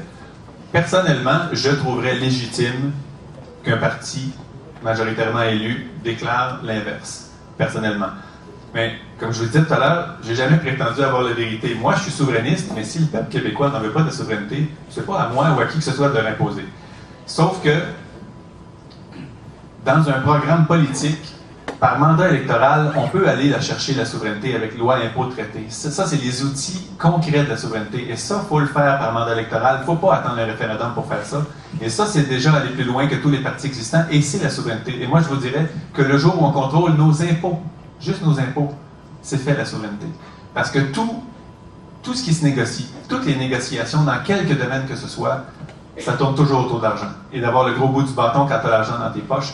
Donc, la souveraineté technique, on va la chercher par mandat électoral, impôts, lois, traités. Mais ensuite, je pense que pour éviter des problèmes de reconnaissance internationale, parce que moi, je vous l'ai dit, personnellement, je suis tout à fait d'accord avec ce que vous avez dit. On est entré dans le Canada par un vote du Parlement, ce serait légitime d'en sortir par un vote du Parlement. Mais les 193 pays du monde qui nous regardent, qui ont vu qu'on a fait 2 référendums, puis que la 3e fois, on change la recette. Moi, personnellement, ça ne me dérange pas, personnellement encore, mais si on veut cette reconnaissance-là, sans oublier que les ambassades qui sont partout dans le monde, c'est le message canadien qui va passer à chaque fois. Donc, on va avoir un double effort à faire pour expliquer le bien fondé de notre cause. Je pense qu'il faut que, quelque part, le peuple se prononce sur oui ou non est-ce qu'ils en veulent de cette souveraineté officielle. Techniquement, on l'a fait par mandat électoral, mais qu'on dise le Québec est souverain sans avoir demandé d'abord à la population et une majorité de la population de se prononcer, je pense que c'est un peu inévitable dans le Québec d'aujourd'hui. Bien que, comme je vous dis, personnellement, moi, l'élection référendaire, je trouve que c'est tout à fait légitime. Mais c'est autre chose qu'il faut offrir à la population, je pense, parce que sinon, la question de la légitimité internationale va être remise en question et même la population va peut-être être très rébarbative à ça. Vous avez l'air aussi convaincu que moi, mais ce n'est pas le cas de la majorité de la population en ce moment. Il faut les convaincre de ça. Et si je pense qu'on essaie de les convaincre en arrivant avec la solution totale, que je trouve, encore une fois, j'insiste personnellement, j'aime beaucoup cette option parce que, historiquement, c'est comme ça qu'on est entré. Mais je pense qu'il faut que la population se prononce à un moment donné là-dessus.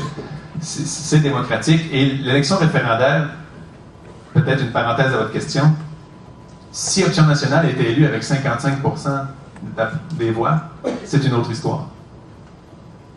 Mais si, comme tous les gouvernements récents, c'est élu avec moins de 50, des fois moins de 40% de la population, je vois mal un gouvernement d'Option nationale dire avec 36% d'appui de ceux qui sont allés voter, c'est-à-dire peut-être 20% de la population, déclarer unilatéralement quelque chose. Sauf que si 55% de la population appuyait un discours électoral clair à l'effet qu'on veut faire la souveraineté, c'est une autre histoire, et là, il n'y aurait aucun malaise à le déclarer, parce que ce serait légitime même internationalement. C'est un mandat électoral qui devient référendaire, on a une majorité.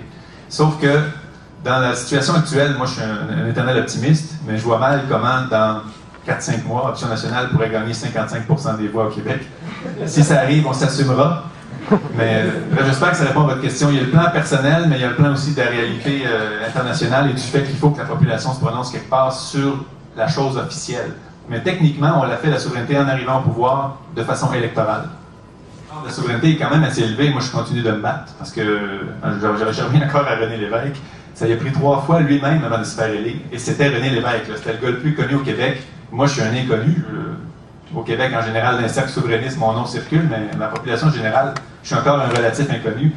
Et René Lévesque, lui, qui était la sommité télévisuelle au Québec, ça y a pris 3 fois. Il a perdu en 70, il a perdu en 73, lui-même dans son comté, et il a été élu la 3e fois en 76. Donc si les résultats montrent que les Québécois sont encore ouverts à la chose, moi je continue de me battre, mais si les Québécois, par exemple, réélisaient Charest ou élisaient Legault dans une grande vague et qu'il n'y avait plus de souverainistes à l'Assemblée, moi j'en conclurais quelque chose d'assez triste.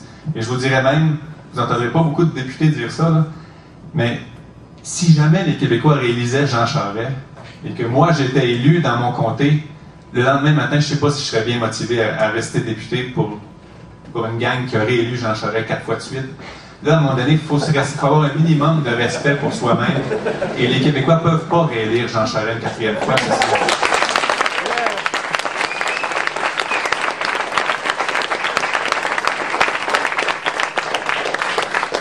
Qu'est-ce qui arriverait avec le territoire du Labrador? Le Labrador, ça c'est assez fâcheux, comme on dit. Qu'on se soit fait couper une partie de notre territoire pour faire plaisir à la dernière province qui voulait rentrer. Et vous savez que les limites par bout sont même pas fixes, sont encore un peu contestées. Ce serait en fait, j'imagine pour le Québec, un des seuls litiges internationaux qu'on aurait si on devenait un pays. Et des litiges internationaux territoriaux, il y en a pas mal dans le monde, et on en aurait un ici. Mais c'est une erreur historique qu'on ait donné ce territoire-là à Terre-Neuve. Quoique le Canada dirait que ce serait une erreur historique si le Québec se séparait aussi. Donc il y a tout le temps deux côtés d'une médaille. Mais moi, j'abandonne pas le fait qu'un jour le Québec soit vraiment la pointe du continent. Sur une carte, quand on voit le Québec coupé du Labrador, c'est laid même. Donc, ben, je vois mal négocier ça en disant OK, donc, ou le Canada le faire, surtout après un référendum, je pense qu'il serait encore plus braqué comme tout ce dit. Mais ça s'appelle un litige légal international. Puis, un jour, mais il ne faut pas abandonner le Labrador parce que ça fait vraiment partie du Québec. Puis, en termes géologiques ou géographiques, on le voit très bien que c'est un ensemble uni avec. Ça a été un peu ridicule de faire ça. Mais évidemment, ce ne sera pas une cause facile. Je voudrais connaître votre position sur le multiculturalisme canadien advenant la souveraineté du Québec. Ben, sur le multilatéralisme canadien advenant la souveraineté, on s'en préoccupe plus puisque c'est le Canada. Ouais. Mais au Québec, multiculturalisme, en fait, moi, et dans la Constitution, dans le projet de Constitution d'option nationale, ça va être très clair que les Québécois qui veut vivre au Québec selon les valeurs québécoises. Là. Donc, multiculturalisme, la diversité, c'est magnifique, mais il y a des valeurs fondamentales au Québec. Et j'en parlais tantôt, égalité homme-femme totale, laïcité des institutions, laïcité. Il n'y a pas de laïcité ouverte, fermée, à moitié ouverte, au 42 degrés. Laïcité, c'est laïcité. Et donc, il y a des valeurs propres aux Québécois qu'il faut respecter quand on vient vivre ici. Tout le scandale, toute la névrose des accommodements raisonnables a mis bien des choses à l'avant-plan. Ce que j'ai trouvé dommage, moi, dans cette commission-là, c'est que les gens qu'on voyait aux nouvelles, je me reconnaissais pas dans ces gens-là. On dirait qu'ils sont allés chercher la personne la plus fermée dans chaque région du Québec, et que les journalistes ont juste filmé cette intervention-là dans la soirée, mais moi, je ne trouvais pas que ça faisait très québécois ce qu'on voyait de ces gens-là. Pour avoir voyagé en masse, j'ai vécu en Europe 6 ans, 2-3 ans en Angleterre, 2-3 ans en Espagne. J'ai voyagé d'une trentaine de pays dans ma job en finance avant. Je peux vous dire qu'au Québec, on est vraiment ouvert et on est vraiment très peu raciste et xénophobe. Vous pouvez toujours trouver un exemple d'un imbécile qui dit quelque chose d'imbécile dans tous les pays, mais collectivement, le Québec est un pays extrêmement ouvert et je pense que nos valeurs humaines, je dirais même humanitaires et sociales, sont des valeurs que tout immigrant devrait aimer en arrivant ici. Et franchement, si c'est pas le cas, c'est pas notre problème à nous. Quand quelqu'un arrive ici, nos valeurs sont préétablies, sont connues, et si des gens ont des idées complètement inverses à ces valeurs-là, c'est leur problème à eux et pas à nous. Et il y a l'exemple actuel des deux personnes, je ne me souviens même pas de leur nom, est-ce qu'il y a quelqu'un? Les deux personnes qu'on ne veut pas laisser rentrer au Québec, là, qui viennent faire une conférence, et il y a une motion aujourd'hui en chambre, mais je n'ai pas retenu les noms, ça vient pas tellement du Saguenay comme nom. Là. Mais ces deux personnes-là font la promotion de la violence envers les femmes quand elles n'écoutent pas leur mari. Donc ça, c'est vraiment pas des valeurs qui vont avec celles du Québec, et c'est des choses inacceptables au Québec, et je pense que c'est très normal qu'un pays souverain du Québec ait des valeurs qui sont dans sa Constitution, et que les immigrants qui viennent ici s'intégrer acceptent ces valeurs-là. Ben sinon, ils n'ont peut-être pas leur place ici, c'est tout. Et c'est pas être xénophobe, c'est pas d'être fermé, c'est simplement d'être réaliste qu'au Québec, on a des valeurs, on a une cohésion sociale, puis qu'il faut la conserver avec tous ceux qui veulent venir vivre dans nos valeurs. Et comme disait encore une fois René Lévesque, et Québécois qui veulent l'être. Donc quand on dit on veut être Québécois, c'est parce qu'on aime les valeurs qu'on connaît des Québécois.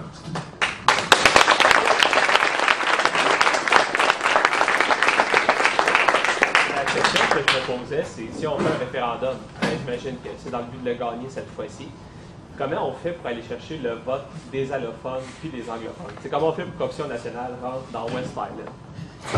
Premièrement, c'est quoi? Il faut leur parler. Ça, c'est la première chose. Ce que j'ai vu du mouvement souverainiste dans le passé, c'est qu'ils ont abandonné dans le sens de... Ils se préoccupent plus de ces gens-là parce qu'ils les prennent comme perdus d'avance. Non, on perd pas de fait. Moi, je connais beaucoup d'anglophones et d'allophones qui sont souverainistes. Et franchement, si moi, j'émigrais dans un autre pays et qu'il y avait un projet aussi emballant, je serais souverainiste aussi. Et ce que je leur dis aux immigrants qui arrivent ici, est-ce que ça vous dirait de passer du statut de nouvel arrivant au statut de cofondateur d'un pays? C'est aussi simple que ça. Et au jour 1 de la souveraineté, là, les immigrants sont tous québécois, autant que vous et moi, de souche, parce que le pays vient de commencer là, puis on est tous ici, on est tous les Québécois qui avons fondé le Québec. Moi, les communautés allophones et la communauté anglophone, je ne la considère pas perdue d'avance du tout. Évidemment qu'on n'ira pas chercher 95% d'appui dans ces communautés-là, parce qu'ils ont un bagage historique. Il y a aussi certains ancrages de référence qui sont basés sur des faux arguments qu'eux croient, tellement c'est rendu habituel. Par exemple, les arguments économiques, je vous dirais qu'ils font encore plus effet dans ces communautés-là, parce qu'ils vont dans le sens de ce qu'ils pensent naturellement. Mais moi, je ne les prends pas pour non acquis, disons.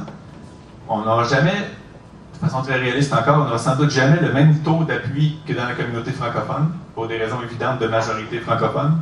Mais je pense qu'il faut travailler avec eux autres, il faut leur parler tout d'abord. Si on ne leur parle même pas du projet et des avantages, on a encore moins de chances de les avoir. Donc la percée dans le West Island, je ne sais pas si on appellerait ça une percée ou un grattage, mais il faut leur parler à ces gens-là. Puis moi, j'ai toujours été très ouvert à aller parler de souveraineté en anglais au Montreal Club ou n'importe où, et même d'aller parler de souveraineté en espagnol aux communautés hispanophones de Montréal pour leur expliquer que c'est un projet dans lequel ils doivent participer, y contribuer comme nous tous. Comme tous les Québécois qui sont nés ici ou pas, c'est le même projet pour le même monde, et eux aussi vont profiter d'un Québec qui prospère mieux s'ils sont dans un Québec souverain. Donc même pragmatiquement ou mathématiquement ou financièrement, il faut leur expliquer qu'eux aussi ont tout à gagner, même les anglophones du West Island. Si le Québec est plus riche dans 5 ans, 10 ans parce qu'on est souverain, ils vont en profiter eux autres aussi. Et s'ils veulent aller voir Grandma à Ottawa, ils pourront toujours y aller. Donc, il n'y aura pas de pont, ni de barrière, ni de mur qui va se dresser entre Ontario et Gatineau. Là. Donc, ils vont juste être dans un pays plus prospère, puis ils vont en profiter eux autres aussi. Oui? Oui? Tout à l'heure, que si jamais on faisait une direction, il y avait un essoufflement dans le mouvement souverainiste, vous seriez prêt à prendre les armes, à passer à autre chose. C'est pas un peu défaitiste comme discours? Il me semble que comme souverainiste, c'est de notre devoir de constamment lutter afin d'accéder à notre seul issue historique possible. Moi, je suis bien d'accord avec ça, mais quand je dis signal clair, je parlais du fait qu'il n'y ait plus aucun élu souverainiste, ce qui serait quand même plus qu'historique. Là. Ce serait une méchante dégelée. Et parce que je pense que le 2 mai dernier, ce qui est arrivé avec le Bloc québécois, c'était pas du tout un vote anti-souverainiste. Moi, je ne l'ai pas vu comme ça. Je l'ai vu simplement comme un vote de on est tanné de voir les mêmes personnes depuis 30 ans. M. Duceppe, je l'aime beaucoup, mais il est là depuis toujours. Moi, en ce moment, là, vous regardez Jean Charest, Pauline Marois, Gilles Duceppe. Depuis que je suis petit, que j'ouvre la télé, je les vois, ces gens-là. Donc, c'est des gens qui ont fait ça toute leur vie. Et il y en a peut-être parmi vous qui ont attrapé M. Parizeau à Bazo TV il n'y a pas longtemps. Il disait qu'il faut en politique autre chose que des gens qui ont fait ça toute leur vie. Ceux qui commencent à 19 ans. Et là, je ne suis pas en train de vous dire qu'il ne faut pas vous impliquer dès maintenant. Là. Si vous voulez le faire, tant mieux. Mais ceux qui commencent à 19 ans comme attachés politiques et qui, à 23 ans, se présentent et qui sont élus pendant 30 ans puis qui n'ont jamais connu rien d'autre que d'être réélus puis de faire une campagne puis de serrer des mains, je ne suis pas sûr que c'est ça qui bâtit un pays le plus vite. Moi. Il en faut des gens qui connaissent le terrain politique et les opérations politiques et la mobilisation. Évidemment qu'il en faut, c'est inévitable. Mais quand un parti est rendu à en être composé essentiellement de ça, bien, les réflexes, naturellement, les premiers réflexes, c'est les réflexes politiques et les réflexes professionnels de gagner la prochaine élection. Donc, on perd un peu la vision à long terme de ce que le Québec devrait devenir. Donc, ce que je disais tantôt, c'est que si jamais au Québec, à la prochaine élection, le Québec élisait des fédéralistes dans tous les comtés, moi qui suis un éternel optimiste, je me dirais, bien, écoute, donc, moi, je suis souverainiste, mais peut-être que le peuple du Québec n'en veut pas de souveraineté. Parce qu'un jour, je suis toujours convaincu de ça, là, au moment où on se parle, là, le Québec va être souverain un jour, c'est la seule conclusion historique, comme vous disiez, mais je peux me tromper. Puis on peut se tromper, les souverainistes dans la salle ici. Peut-être qu'on se trompe et qu'on veut quelque chose que la majorité ne veut pas. En ce moment, je pense que non. Je pense qu'on peut expliquer encore aux gens pourquoi c'est tellement mieux d'être souverain et qu'ils vont conclure que oui, que ça va se faire. Mais si une élection à l'Assemblée nationale mettait 125 fédéralistes ardus et convaincus à l'Assemblée, je peux vous dire que ce serait un peu démoralisant, disons. Et les deux référendums l'ont été. Il n'y en a pas beaucoup ici qui ont dû voter à un des deux référendums, là. Mais je peux vous dire qu'au lendemain de 95, c'était dur émotivement. Et une élection qui balayerait tous les souverainistes de la carte, ce serait aussi dur qu'un référendum perdu, je trouve, parce que ce serait vraiment un message qui ne serait pas celui du Bloc québécois, là. Le Bloc, c'est un message de nettoyage puis de « on en a marre », je pense. Mais au Québec, si la population conclut que de dire « on en a marre », c'est de n'élire que des fédéralistes, c'est là où j'aurais une immense déception. Parce que moi, quand on me dit « j'en ai marre », ma réponse c'est « ça te tente-tu d'essayer la seule chose qu'on n'a jamais essayé, qui est d'être souverain ?» On a essayé tout le reste, changer le Canada, améliorer les attitudes du Canada à bien nous gérer. C'est quoi cette histoire-là? La seule chose qu'on n'a pas essayé, c'est de se gérer nous-mêmes, puis de prendre nos décisions, puis d'assumer nos bons coups, puis d'assumer nos mauvais coups. Donc, si vous en avez marre, votez pour la souveraineté, puis on verra bien ce qui va arriver. Puis moi, je suis convaincu qu'il va arriver juste du beau. Oui? Qu'est-ce que tu pensais de faire la souveraineté par rapport à l'environnement? Dans le sens qu'on devienne une sommité, une référence mondiale, internationale, dans ce domaine-là, parce qu'on l'est. Ça, c'est sûr que ça va arriver. De plus populer. Les autos électriques, on va-tu les avoir, tabarnak? C'est ce que j'allais dire. J'allais pas dire le tabarnak, mais j'allais dire, c'est ce que j'allais dire. Mais sur le plan de l'environnement, un Québec souverain serait clairement un leader. D'ailleurs, on l'est déjà, sauf qu'on se fait imposer la réputation canadienne. Vous savez, sur tous les produits made in Canada qui sortent du Québec, un jour, on va payer une taxe de pollution là-dessus. Parce que de plus en plus de pays veulent surtaxer les produits qui sont faits à partir d'énergie malpropre ou d'énergie non renouvelable. Donc, tant que c'est made in Canada, on va payer une surtaxe. Le jour où ce serait fabriqué au Québec, on pourrait même vendre des crédits de carbone aux autres pays, aux autres industries. Donc, un Québec-pays, et ça fait lien environnement-économie.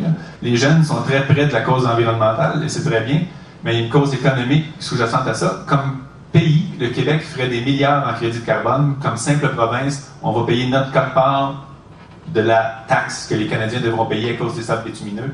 Donc, sur le plan environnemental, on a tout à gagner à devenir un pays au plus vite. Sur le plan des transports électrifiés, moi, je suis convaincu que si le oui avait gagné en 80 ou en 95, on exporterait déjà des voitures électriques aujourd'hui au Québec. Parce qu'on a tout. On a les meilleurs ingénieurs au monde. Certains rentrent dans des choses qu'on veut corriger. Mais on a les meilleurs ingénieurs au monde ici. On produit de l'aluminium, qui est une des ressources de base pour faire des voitures. On a déjà une structure industrielle super avancée avec Bombardier, qui est le premier constructeur de matériel ferroviaire de la planète. On est des leaders dans tout ce qu'il faut pour faire une voiture. Et quand les gens me disent que je rêve en couleur de vouloir exporter des voitures électriques du Québec, je leur cite toujours la Corée du Sud, qui, il n'y a pas longtemps, était un peuple du tiers-monde, et qui, à force de recherche et développement, en est venu à avoir 3 marques de voitures exportées partout dans le monde. Donc, si la Corée peut le faire, je ne vois pas pourquoi le Québec ne pourrait pas le faire, surtout qu'on parle d'un niveau de développement tellement plus élevé que celui d'où eux sont partis il y a une génération ou deux. Donc, j'en suis convaincu, le jour où le Québec est souverain, tous ces développements-là stratégiques, parce que ça fait partie des développements stratégiques d'une économie québécoise souveraine. Et ces développements-là, en ce moment, on ne peut pas les choisir stratégiquement parce que les impôts qui servent au développement économique sont contrôlés par Ottawa en notre nom. Donc, ça s'en va où? Ça s'en va dans l'auto traditionnel au pétrole dans le sud de l'Ontario. Ça s'en va dans le développement et les crédits d'impôt en sable bitumineux, etc. Ça s'en va dans les chantiers pour la construction navale à Halifax et Vancouver au lieu de Lévis ici. Donc, toutes ces décisions stratégiques économiques qui font non seulement qu'on crée plus d'emplois, mais que dans 10, 20 ans, le développement économique est exponentiellement plus élevé quand la décision est bonne. Mais tout ça va se faire le jour où on est souverain. Puis c'est pour ça que je vous dis que non seulement les questions de dette, de ce qu'on gagne ou on perd, premièrement, on gagnerait, mais juste le fait de décider nous-mêmes des secteurs stratégiques qu'on veut développer, ça vaut des milliards en PIB quelques années après, une génération après.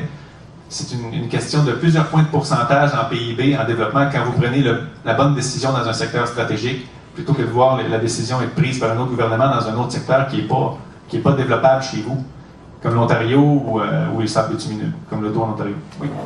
Vous faites appel à l'intelligence des gens, puis c'est tout à fait noble. Puis par ailleurs, j'apprécie beaucoup votre démarche, mais il y a une chose qui est inévitable, c'est que les gens, lorsqu'il vient le temps de voter, ce n'est pas des mécanismes de rationalité qui sont mis en cause, c'est essentiellement de l'émotivité. Donc, on est des êtres non rationnels quand il vient le temps de voter. Et il y a donc un décalage entre votre discours et votre action politique, à ce qui me semble. Et dans ce sens-là, je me demande si vous n'avez pas des alliés. J'espère que vous faites des démarches auprès de vos ex-collègues démissionnaires. Je pense notamment à Pierre Curzi, qui lui sait faire appel à cette langue, et probablement le Québécois qui sait le mieux parler au baby boomer. Non, mais ce que vous dites. J'apprécie que vous soyez ici aujourd'hui et que vous nous parliez, mais. Ben, Pierre m'attend dans l'auto, en fait. Pierre est avec moi, mais il m'attend dans l'auto. Mais ce que vous dites est parfaitement vrai. Si un artiste connu ou quelqu'un de la culture qui est plus près du facteur émotif, disons, se ralliait à nous, et on parle avec beaucoup de gens de ce milieu-là, évidemment. Là, la plateforme n'est même pas publiée, donc c'est difficile pour quelqu'un de dire « oui, vive Option nationale ». Donc, évidemment, ils veulent voir la plateforme avant, mais on parle avec bien des gens. Certains sont connus, certains sont moins connus. Mais le facteur émotif au Québec est incontournable partout dans le monde, mais je dirais spécifiquement au Québec, on est une gang d'émotifs, pas à peu près. Et évidemment que le facteur culturel émotif est omniprésent. Et moi-même, je vous dirais que je fais la souveraineté pour des raisons de cœur. Je parle tout le temps d'économie parce que j'ai trouvé dans l'histoire qu'on a négligé cet aspect-là auprès des pragmatiques. Mais moi, je suis convaincu que la souveraineté, on l'a fait pour des raisons de fierté, qu'on se tient debout, qu'on se gère nous-mêmes. C'est ça la raison fondamentale de vouloir être souverain. Sauf que, comme je le dis, il y a des pragmatiques qui regardent le portefeuille, puis moi, je veux leur parler, alors que dans le passé, on y allait juste avec la culture, l'identité, nous sommes québécois. Je pense que les gens qui sont sensibles à ça votent déjà oui. Il faut aller chercher les autres. Il faut garder ceux qui votent oui pour la culture, mais il faut aller chercher les autres. Et sur le plan personnel, de toute façon, moi, je suis un émotif. Je suis un artiste, en fait. Dans la vie, si j'avais écouté ce que je voulais faire, je suis compositeur. Moi, j'ai fait 10 ans de piano classique chez les Bonnes Sœurs quand j'étais jeune, puis je fais de la musique depuis ce temps-là, puis je compose, puis j'ai 7-8 albums de près un jour à publier, qui ne sont pas encore arrivés. Mais je suis un artiste, donc le côté émotif, ça paraît pas comme ça quand je parle d'économie avec une cravate, mais je me sens bien plus artiste qu'économiste ou actuaire. Sauf que je veux aller voir ces gens-là, les pragmatiques, qui pensent à l'économie d'abord, parce qu'il faut que ce soit un économiste qui leur parle de ça pour qu'ils écoutent.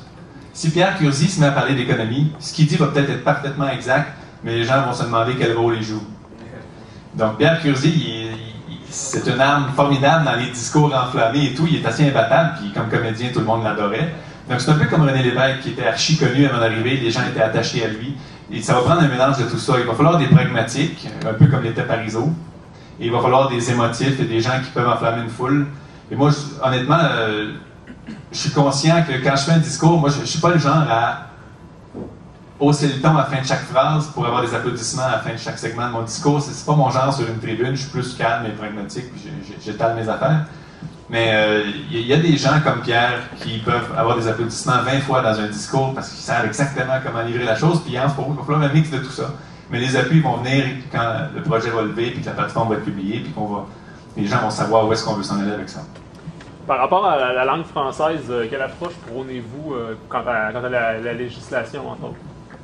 Bien, la loi 101 s'appliquerait à toutes les entreprises. On est un pays francophone, donc je ne vois pas pourquoi une entreprise de 17 employés au lieu de 65 ne devrait pas respecter la charte de langue française.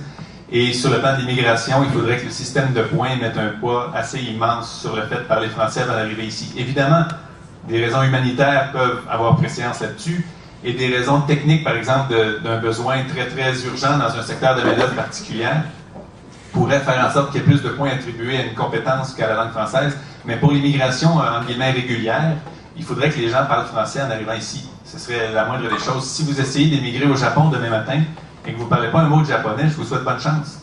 Donc, c'est même pas radical de souhaiter que les gens parlent français en venant vivre au Québec pour l'immigration régulière. Encore, je le répète, une cause humanitaire, c'est autre chose. Mais il faudrait que ce soit reconnu et connu d'avance qu'au Québec, on parle français. Donc, si vous venez vivre au Québec, vous parlez français. Quitte à le perfectionner avec le temps, mais il faudrait qu'il y ait des notions de base. Parce que le danger, c'est que quand on est allophone, qu'on ne parle pas un mot français, qu'on arrive à Montréal, on se rend compte que l'anglais va peut-être être plus utile dans le contexte actuel. Parce qu'ils pensent à New York, qui est juste à 5 heures d'auto, puis Toronto, c'est pas loin. Donc, l'anglais a une force d'attraction assez phénoménale sur les nouveaux arrivants qui parlent ni français ni anglais. Ils choisissent malheureusement trop souvent l'anglais. Alors, si on réduisait ce risque-là, je pense que ce serait un grand pas pour préserver le français qui, à Montréal, recule sérieusement. Il y en a peut-être qui viennent de Montréal ici. Dans la ville de Québec, on ne le voit pas beaucoup, mais moi, j'ai habité plusieurs années à Montréal, et chaque fois que j'y retourne et que je marche sur Sainte-Catherine, je suis absolument renversé de voir que sur 12 personnes que j'ai croisées, il y en a 2 ou 3 peut-être qui parlaient en français, les autres c'est en anglais, en italien, en espagnol, c'est fantastique. Mais il faut faire attention, il faut juste faire attention. La diversité, oui, à 100%, mais dans un pays de langue française. Ma question est proche de celle de Julien. Si vous avez parlé d'institutionnalisation tantôt du PQ, est-ce qu'Option nationale va être un parti proche de sa base afin de la mobiliser ou va être un parti qui va t'aider les médias fédéralistes sans succès pour passer son état? Est-ce que j'ai besoin de répondre à ça? Évidemment que ça va être un parti.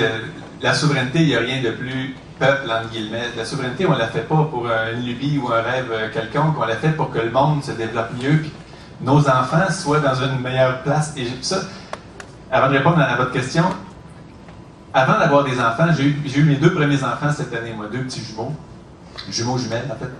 Avant d'avoir des enfants, chaque fois que j'entendais quelqu'un dire « je veux faire la souveraineté pour mes enfants », je trouvais ça cheesy puis un peu quétaine. Je me disais « c'est quoi cette affaire ?» Mais maintenant que j'ai des 2 bébés que je vois grandir, puis je me dis « dans 10-20 ans, allez-vous vivre dans une province ou un pays, ça vient vraiment me chercher, puis vous attendrez d'avoir des enfants, parce que là, vous me trouvez cheesy puis quétaine, je le vois.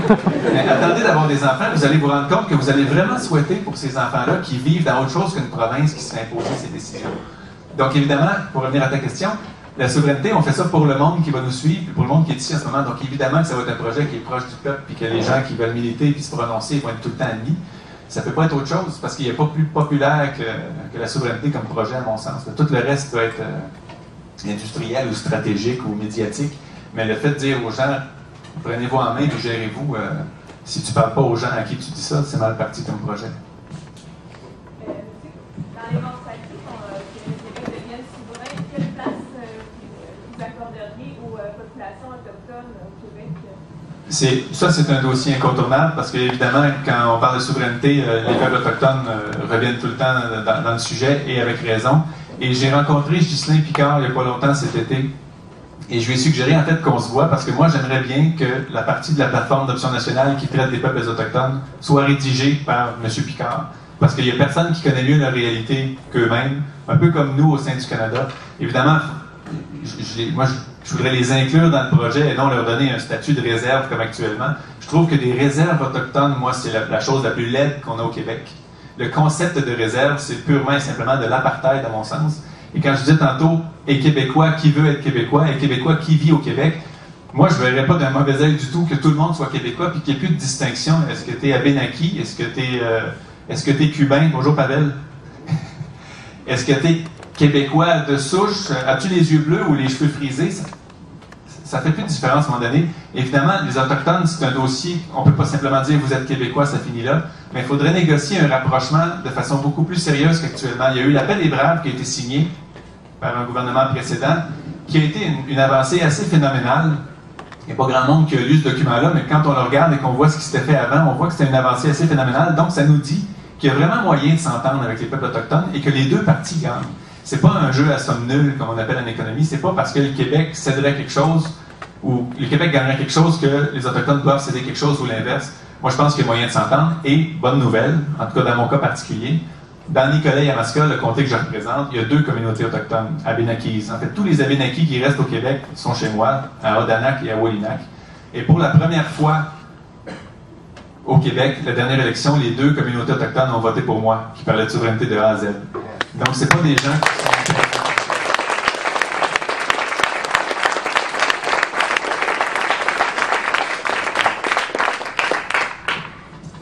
Pour être un peu plus précis, sur la question de la langue française, avant que vous disiez le Parti québécois, le PQ avait voté pour l'extension de la loi 101 au collégial. Je voudrais vous entendre sur cette proposition. Est-ce que vous êtes prêt à endosser ce genre de... Suggestion similaire, pas exactement la même. Vous savez actuellement, l'instruction obligatoire au Québec, c'est jusqu'à l'âge de 16 ans. 16 ans au premier diplôme. Ce que je trouve qui serait une meilleure idée que de dire simplement 101 au collégial, c'est de rehausser cette limite-là à 18 ans et d'appliquer la charte de la langue française en parallèle de façon très cohérente, comme c'est le cas déjà pour 16 ans. Parce que quelqu'un de 50 ans qui voudrait retourner faire une technique au cégep, ou 41 ans, j'ai 41 ans, si demain je veux retourner faire une technique, je ne sais pas moi, à Dawson ou à cégep anglophone, c'est pas à 41 ans que je vais m'angliciser. Donc, je trouve que ces personnes-là auraient peut-être la liberté d'aller au cégep en anglais rendu à cet âge-là. Sauf que, jusqu'à 18 ans, qui serait l'instruction obligatoire, ça ferait exactement le même aspect technique que tout le monde entrerait au cégep en français. Ça aurait le même résultat dans les admissions au cégep, mais ça serait peut-être un peu moins dogmatique que de dire pour tout le monde c'est le cégep en français, parce qu'il y a des gens de 40 ans qui retournent au cégep, j'en ai connu. Et en fait, il y en a qui y étaient depuis 18 ans, qui ont 40 ans, qui sont encore au cégep. Mais je pense que de dire tout le monde en français au cégep, c'est peut-être un peu trop grand comme politique, mais si on disait qu'on augmente l'instruction obligatoire jusqu'à 18 ans et que la charte de langue française s'applique, ça aurait exactement le même résultat, et à mon sens, à moi, ce serait plus cohérent. Parce que les entrées au cégep sont en français de toute façon. Parce que personne rentre au cégep, en fait, il n'y a pas grand monde qui rentre au cégep après l'âge de 18 ans, dans un cursus normal. Ça permet aux gens, donc, à l'âge de 18 ans, de changer de cégep pour un cégep anglophone et donc de s'angliciser. C'est la question qu'on a souvent, mais je ne sais pas, moi, premièrement, la proportion de ceux qu'on... Ça visait la proportion de ceux qui allaient au cégep anglophone qu'on aurait préféré qu'il y ait au cégep francophone. C'est pas la majorité des gens. Dans cette proportion-là, qui était quand même trop élevée à mon sens, parce que je veux que le français perdure, mais qui n'était pas si élevée, la proportion de ceux parmi ces gens-là qui feraient un an dans un cégep et la deuxième année dans un autre, je ne suis pas certain que ce serait très majoritaire parmi ces gens-là. Quand on entre dans un programme au cégep, qu'on s'établit un cercle d'amis, qu'on a un programme, qu'on voit ce qui va être l'an prochain, à mon avis, les gens qui commenceraient le cégep en français le termineraient en français, et ceux qui veulent aller à l'université en anglais ensuite pourraient le faire. Parce qu'à un moment donné, je pense que ça vient... Évidemment, les lois s'appliquent à tous, qu'on soit majeur ou mineur, mais quelqu'un qui a 30 ans et qui veut faire un cours au cégep en anglais, même si je suis un fervent supporter de la langue française au Québec, à un moment donné, le gars, il a peut-être le droit, ou la fille, il a peut-être le droit d'aller au cégep en anglais, faire un cours à 30 ans. Donc, c'est pour ça que je me disais que loi 101 au cégep, sans aucune autre considération, je trouvais ça un peu trop global et pas assez fin comme analyse. Alors, si on mettait le système de 18 ans, je pense que statistiquement, ça donnerait à peu près les mêmes résultats. Et je n'ai pas d'études pour appuyer ça du tout. D'études, on ne pourra pas le faire tant que ça n'existera pas de toute façon. Mais je pense que statistiquement, ça donnerait les résultats recherchés par la loi 101 au cégep en étant moins contraignant pour quelqu'un de 40 ans qui va aller faire un cours à Dawson. En bref, l'objectif est le même. Donc, si jamais on me prouve qu'il faut la loi 101 au cégep, je serais d'accord avec ça. Oui, de façon pragmatique ou non, que devrait être le Québec dans plusieurs années, selon Jean-Martin Hasson? Ça, c'est une question qu'on me pose souvent aussi. Ça va être quoi l'après-souveraineté? Et je pense que ça va être aux Québécois de le décider. Et ça revient au débat gauche-droite. Est-ce que la souveraineté, c'est de gauche ou de droite? La souveraineté, c'est ni de gauche ni de droite, c'est le fait de décider de si on veut être de gauche ou de droite, justement. Et la question importante, c'est pas de se dire serons-nous de gauche ou de droite, c'est de se dire est-ce qu'on va être capable de décider si on veut être à gauche ou à droite. Et actuellement, c'est impossible à faire au Québec. Par exemple, si un gouvernement de gauche était élu à l'Assemblée nationale, mais que le gouvernement Harper est encore en poste avec ses politiques de droite, il vient avec nos mêmes impôts contrecarrer tout ce qu'on fait ici. C'est une inefficacité totale dans le système actuel. Donc, la première question à se poser, c'est soyons souverains, et ensuite, dans les élections qui suivent, la population du Québec choisira s'il y avait un gouvernement de gauche ou de droite.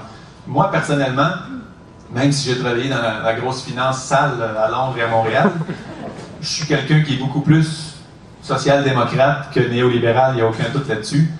Et d'ailleurs, je ne suis pas néolibéral du tout. Je trouve que c'est un gâchis partout sur la planète, cette espèce de mentalité au plus fort la poche et que les pauvres se trouvent une job. Ce n'est pas un discours qui me rejoint bien. Mais moi, personnellement, je suis plus social-démocrate, mais encore une fois souverain. Le Québec aura des élections comme tout pays normal et ce sera à la population de décider s'ils veulent un gouvernement de gauche, de centre ou de droite. Et je pense qu'il n'y a pas d'autre façon de voir la chose.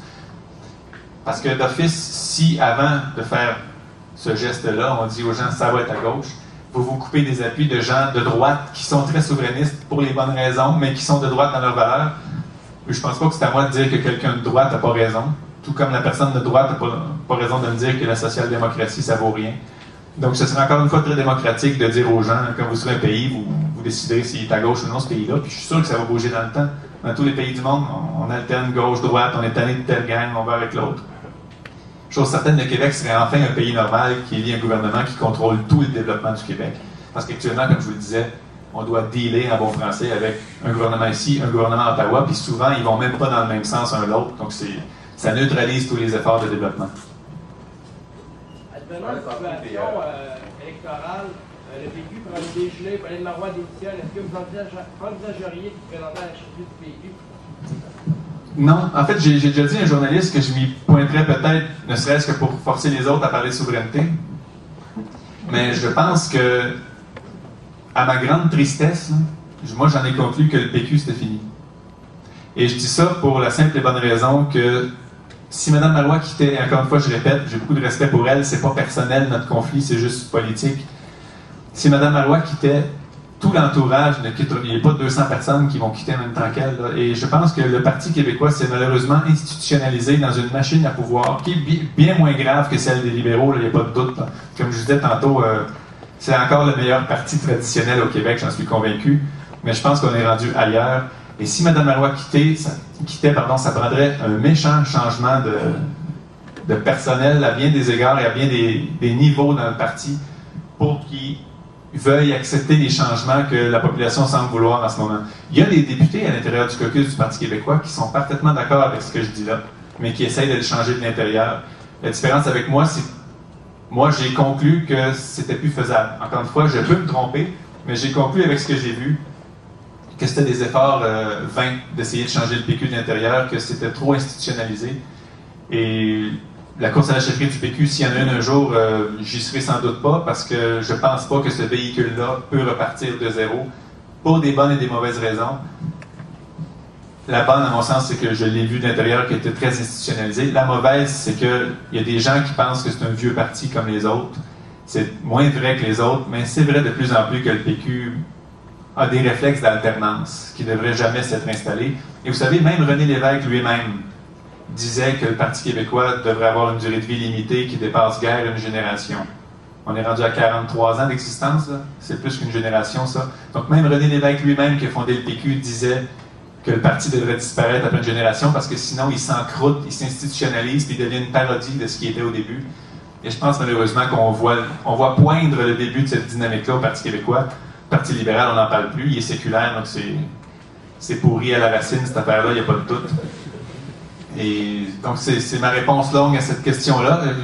Quand le journaliste m'a posé la question il y a quelques mois, j'avais répondu que peut-être j'y penserais pour forcer les autres à parler de souveraineté, mais j'y ai pensé, puis je ne ferai pas une course à chefferie au PQ.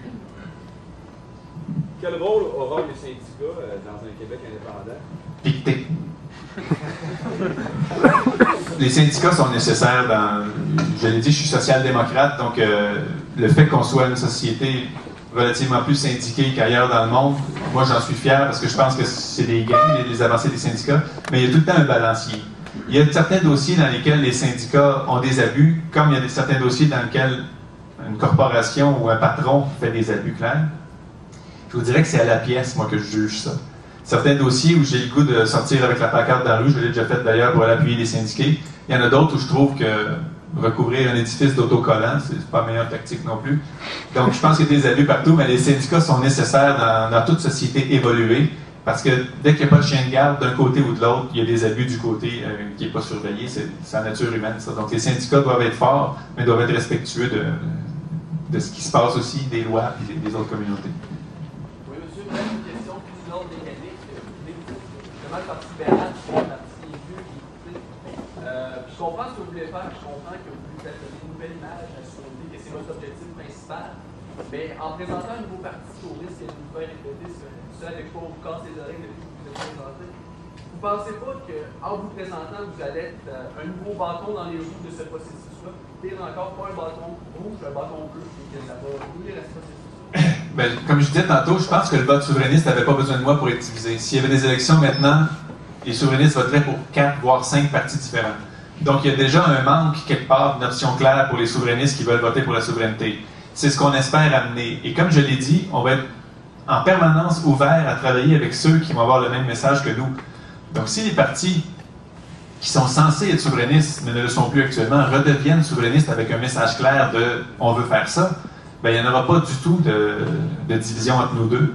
Mais actuellement, le seul parti qui dit voter pour nous parce qu'on veut faire la souveraineté, C'est pas le Parti québécois ni Québec solidaire, c'est dans leur plateforme, mais moi, quand je vois le gouvernement faire un référendum au moment opportun, je trouve que c'est tout sauf du leadership, ça.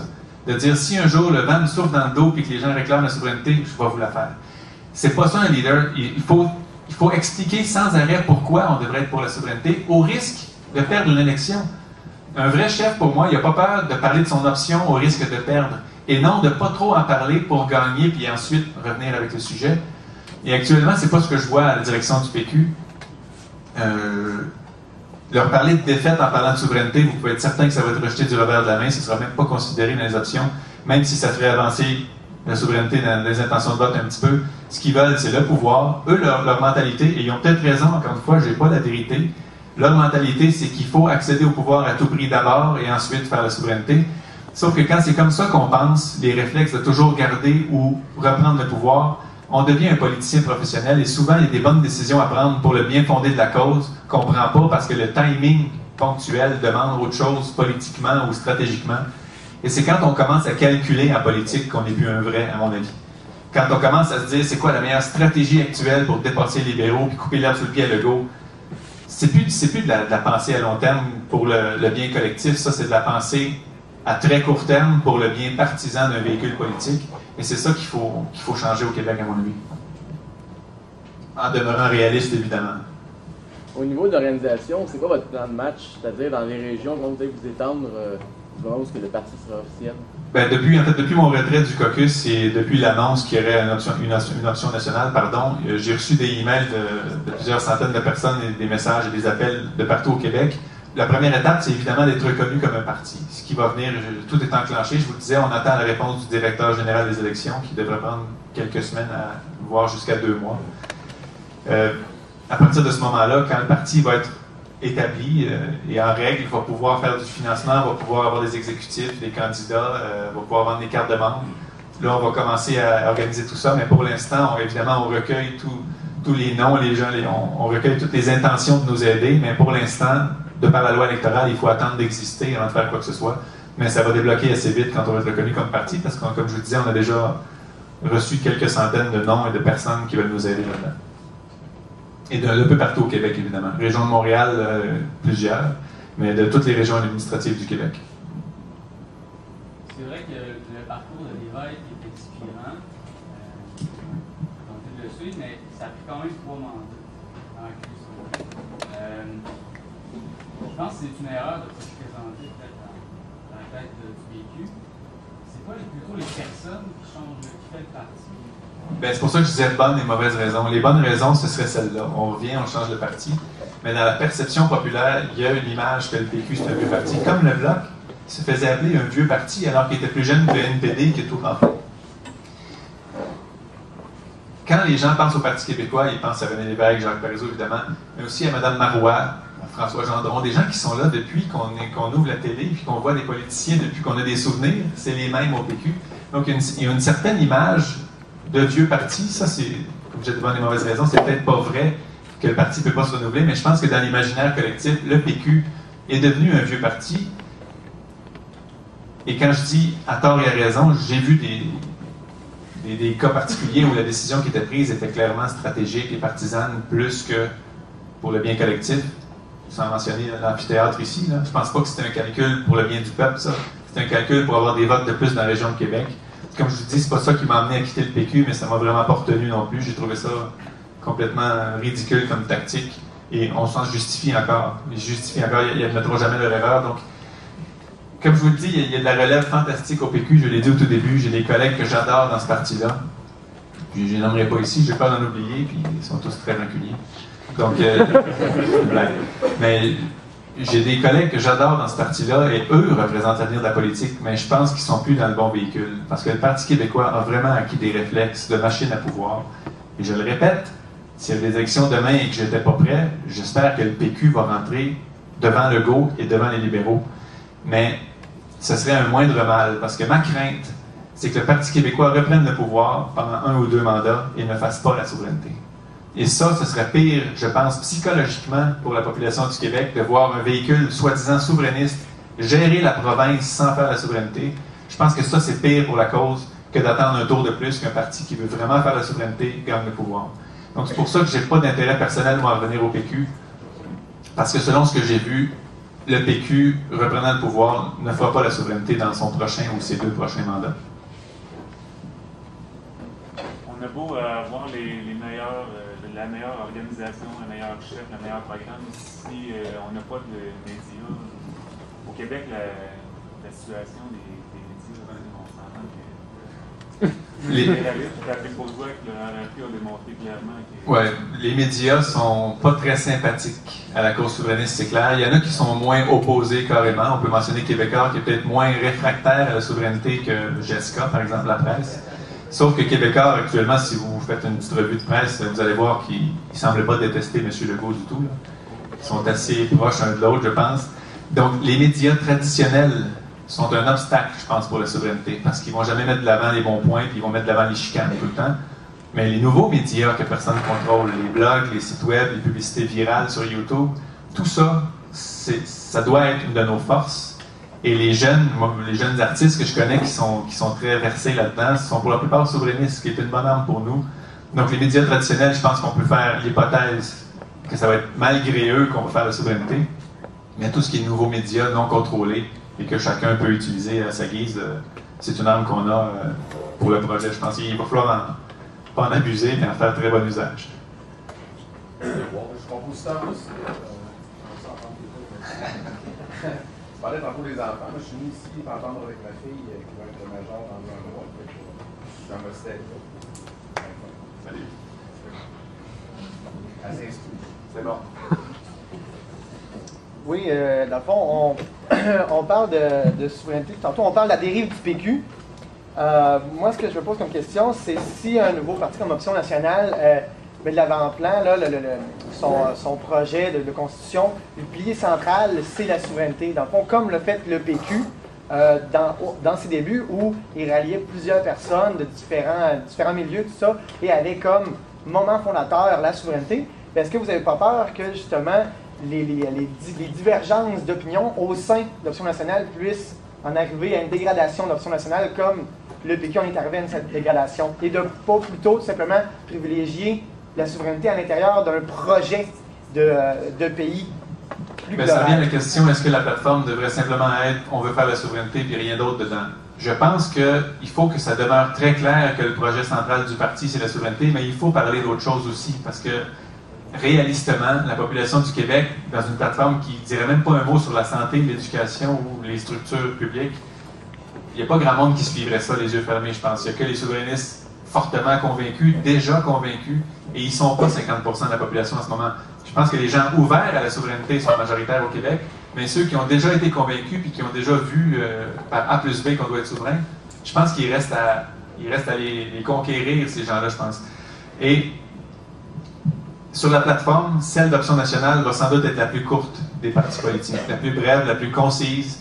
On ne va pas s'attarder, comme je le dis tout le temps, sur les heures d'ouverture d'un CLSC en haut de Matapédia. À un moment donné, ça devient trop chirurgical, puis ça découle de la gestion quotidienne du gouvernement de ce genre de dossier.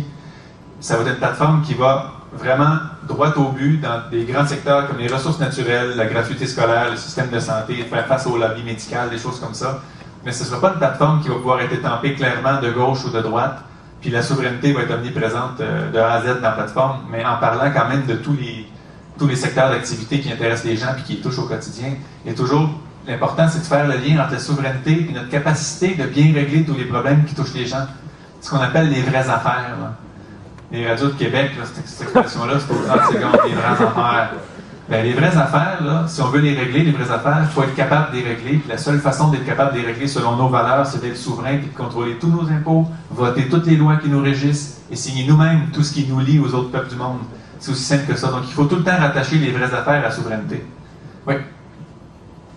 Parlons, faisons de la fiction un peu. Mettons que vous avez tout ce que vous voulez. Demain matin, vous êtes élu, vous avez 60 députés à l'Assemblée nationale du Québec, vous avez un haut taux d'appui. Et là, vous allez vous monter à Ottawa et ils vous disent non. Vous sortez, mettons, la loi sur la clarté ou une de leurs créations, et vous disent non.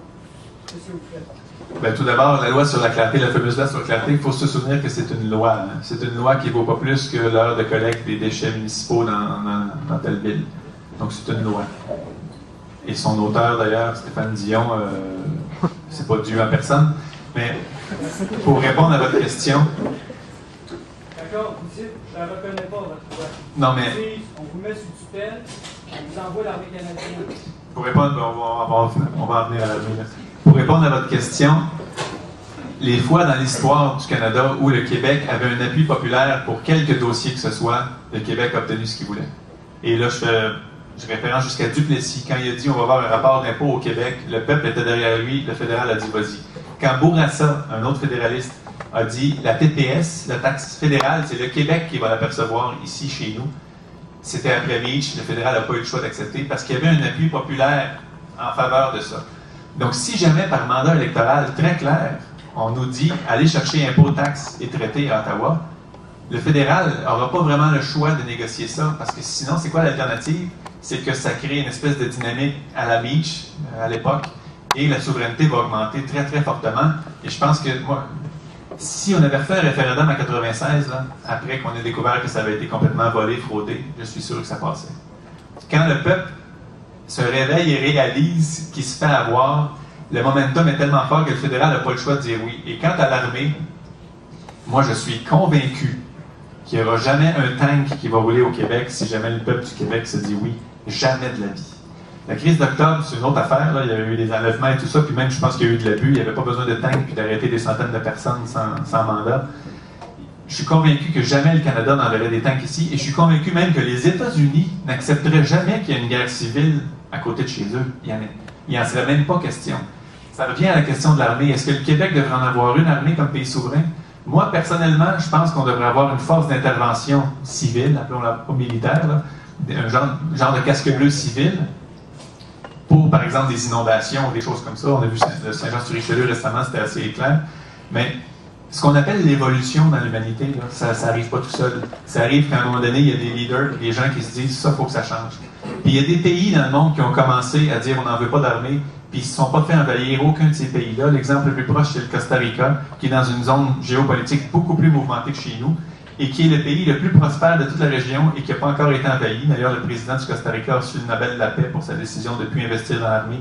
Et je pense qu'un Québec souverain devrait avoir une force d'intervention pour aider aux crises du verglas, même des missions internationales pour aider de façon humanitaire. Mais se bâtir une grosse armée avec l'économie qu'on ferait de ne pas investir dans l'armée canadienne, moi, personnellement, ce ne serait pas ma priorité. Mais pour revenir à votre question, moi, je suis convaincu, et je peux me tromper, je n'ai pas la vérité, encore une fois, je n'ai jamais eu la vérité, mais il n'y aura pas de tanks qui vont rouler au Québec au lendemain d'un oui. Si la population se donne la souveraineté, le Canada va respecter ça. Moi, j'en suis convaincu. Ce qu'ils font en ce moment, c'est ce qu'on appelle du bargaining en anglais. Évidemment que tout ce qu'ils vont nous dire en ce moment, c'est pour gagner leur argument. Donc, ils utilisent la peur, ils utilisent des menaces hypothétiques. Mais le jour où ce serait fait, jamais un pays comme le Canada n'enverrait des tanks contre le Québec. Moi, j'en suis convaincu de ça. Et c'est justement un argument qu'ils utilisent.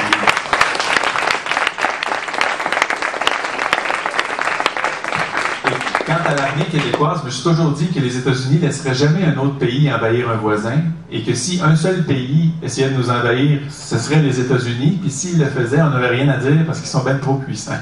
Donc, logiquement, on n'a pas besoin d'armée au Québec. Il y avait une question derrière? Non? Oui? Les soldats canadiens qui ont des contrats de travail présentement, on fait juste changer le folier sur le bras gauche pour organiser. Est-ce qu'on fait que les bases de Saint-Jean-sur-Richelieu? Ben justement, tout ça va faire partie des négociations. Dans tous les secteurs, il va y avoir des choses à restructurer. Et récemment, j'étais à l'Assemblée nationale et j'ai accueilli un groupe d'étudiants du Collège militaire de Saint-Jean, justement. Et après mon petit discours, il y a des soldats qui sont venus me voir en retrait pour me dire « Monsieur Hassan, on a hâte d'être les premiers soldats du pays du Québec. » Et ça m'a vraiment fait plaisir parce qu'en général, les militaires sont plutôt fédéralistes parce qu'ils ont servi à côté de frères d'armes canadiens puis ils se sentent dans une grande famille. Mais vous savez que dans les interventions internationales, là, les Canadiens sont souvent à côté d'Italiens, puis à côté de Japonais, même de plus en plus. Est-ce que ça veut dire qu'ils veulent qu'on se rattache à l'Italie ou au Japon? On peut très bien participer à un projet avec quelqu'un sans être du même pays. Mais moi, ça m'a fait plaisir d'entendre ces militaires-là me dire qu'ils étaient souverainistes et qu'ils avaient hâte de servir de la même façon, mais pour le Québec. Et évidemment que ce ne sera pas aussi simple que de mettre une fleur de lys au lieu d'une feuille d'érable sur une épaule. Ça va être dans les choses à négocier, qui vont se négocier très raisonnablement encore, j'en suis convaincu, tout comme la dette fédérale, le partage des actifs hors Québec. Le Québec a financé à peu près 20% de tous les actifs fédéraux hors Québec depuis qu'on est dans la fédération, donc ça nous appartient à 20%. Il va falloir tout négocier ça, donc actifs, passifs, et l'armée en fait partie. Ça va être sur le plan budgétaire autant que sur le plan des opérations et la restructuration en général, mais ça va être un immense chantier, la souveraineté, il ne faut pas s'en cacher. Là. Ça va être un grand chantier de restructuration, mais la bonne nouvelle, c'est qu'il n'y a pas un pays dans l'histoire de l'humanité qui a acquis sa souveraineté et qui l'a regretté. C'est jamais arrivé. Donc, pourquoi le Québec, qui partirait à un point de développement plus élevé que tous ces pays-là dans le passé, serait le premier à regretter? Moi, je ne peux pas concevoir ça. Donc, si jamais personne n'a regretté justement de faire l'effort, de se prendre en main, puis de tout restructurer comme il fallait, puis de repartir sur une nouvelle voie, on ne sera pas les premiers à regretter ça, certains. On a tout à gagner là-dedans.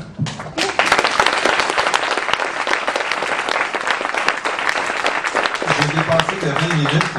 J'ai un rendez-vous hier sur le campus, donc j'espère qu'ils vont m'attendre. Donc, merci beaucoup, encore une fois, tout le monde d'être venu. Ça me fait plaisir de voir que les gens s'intéressent à la chose.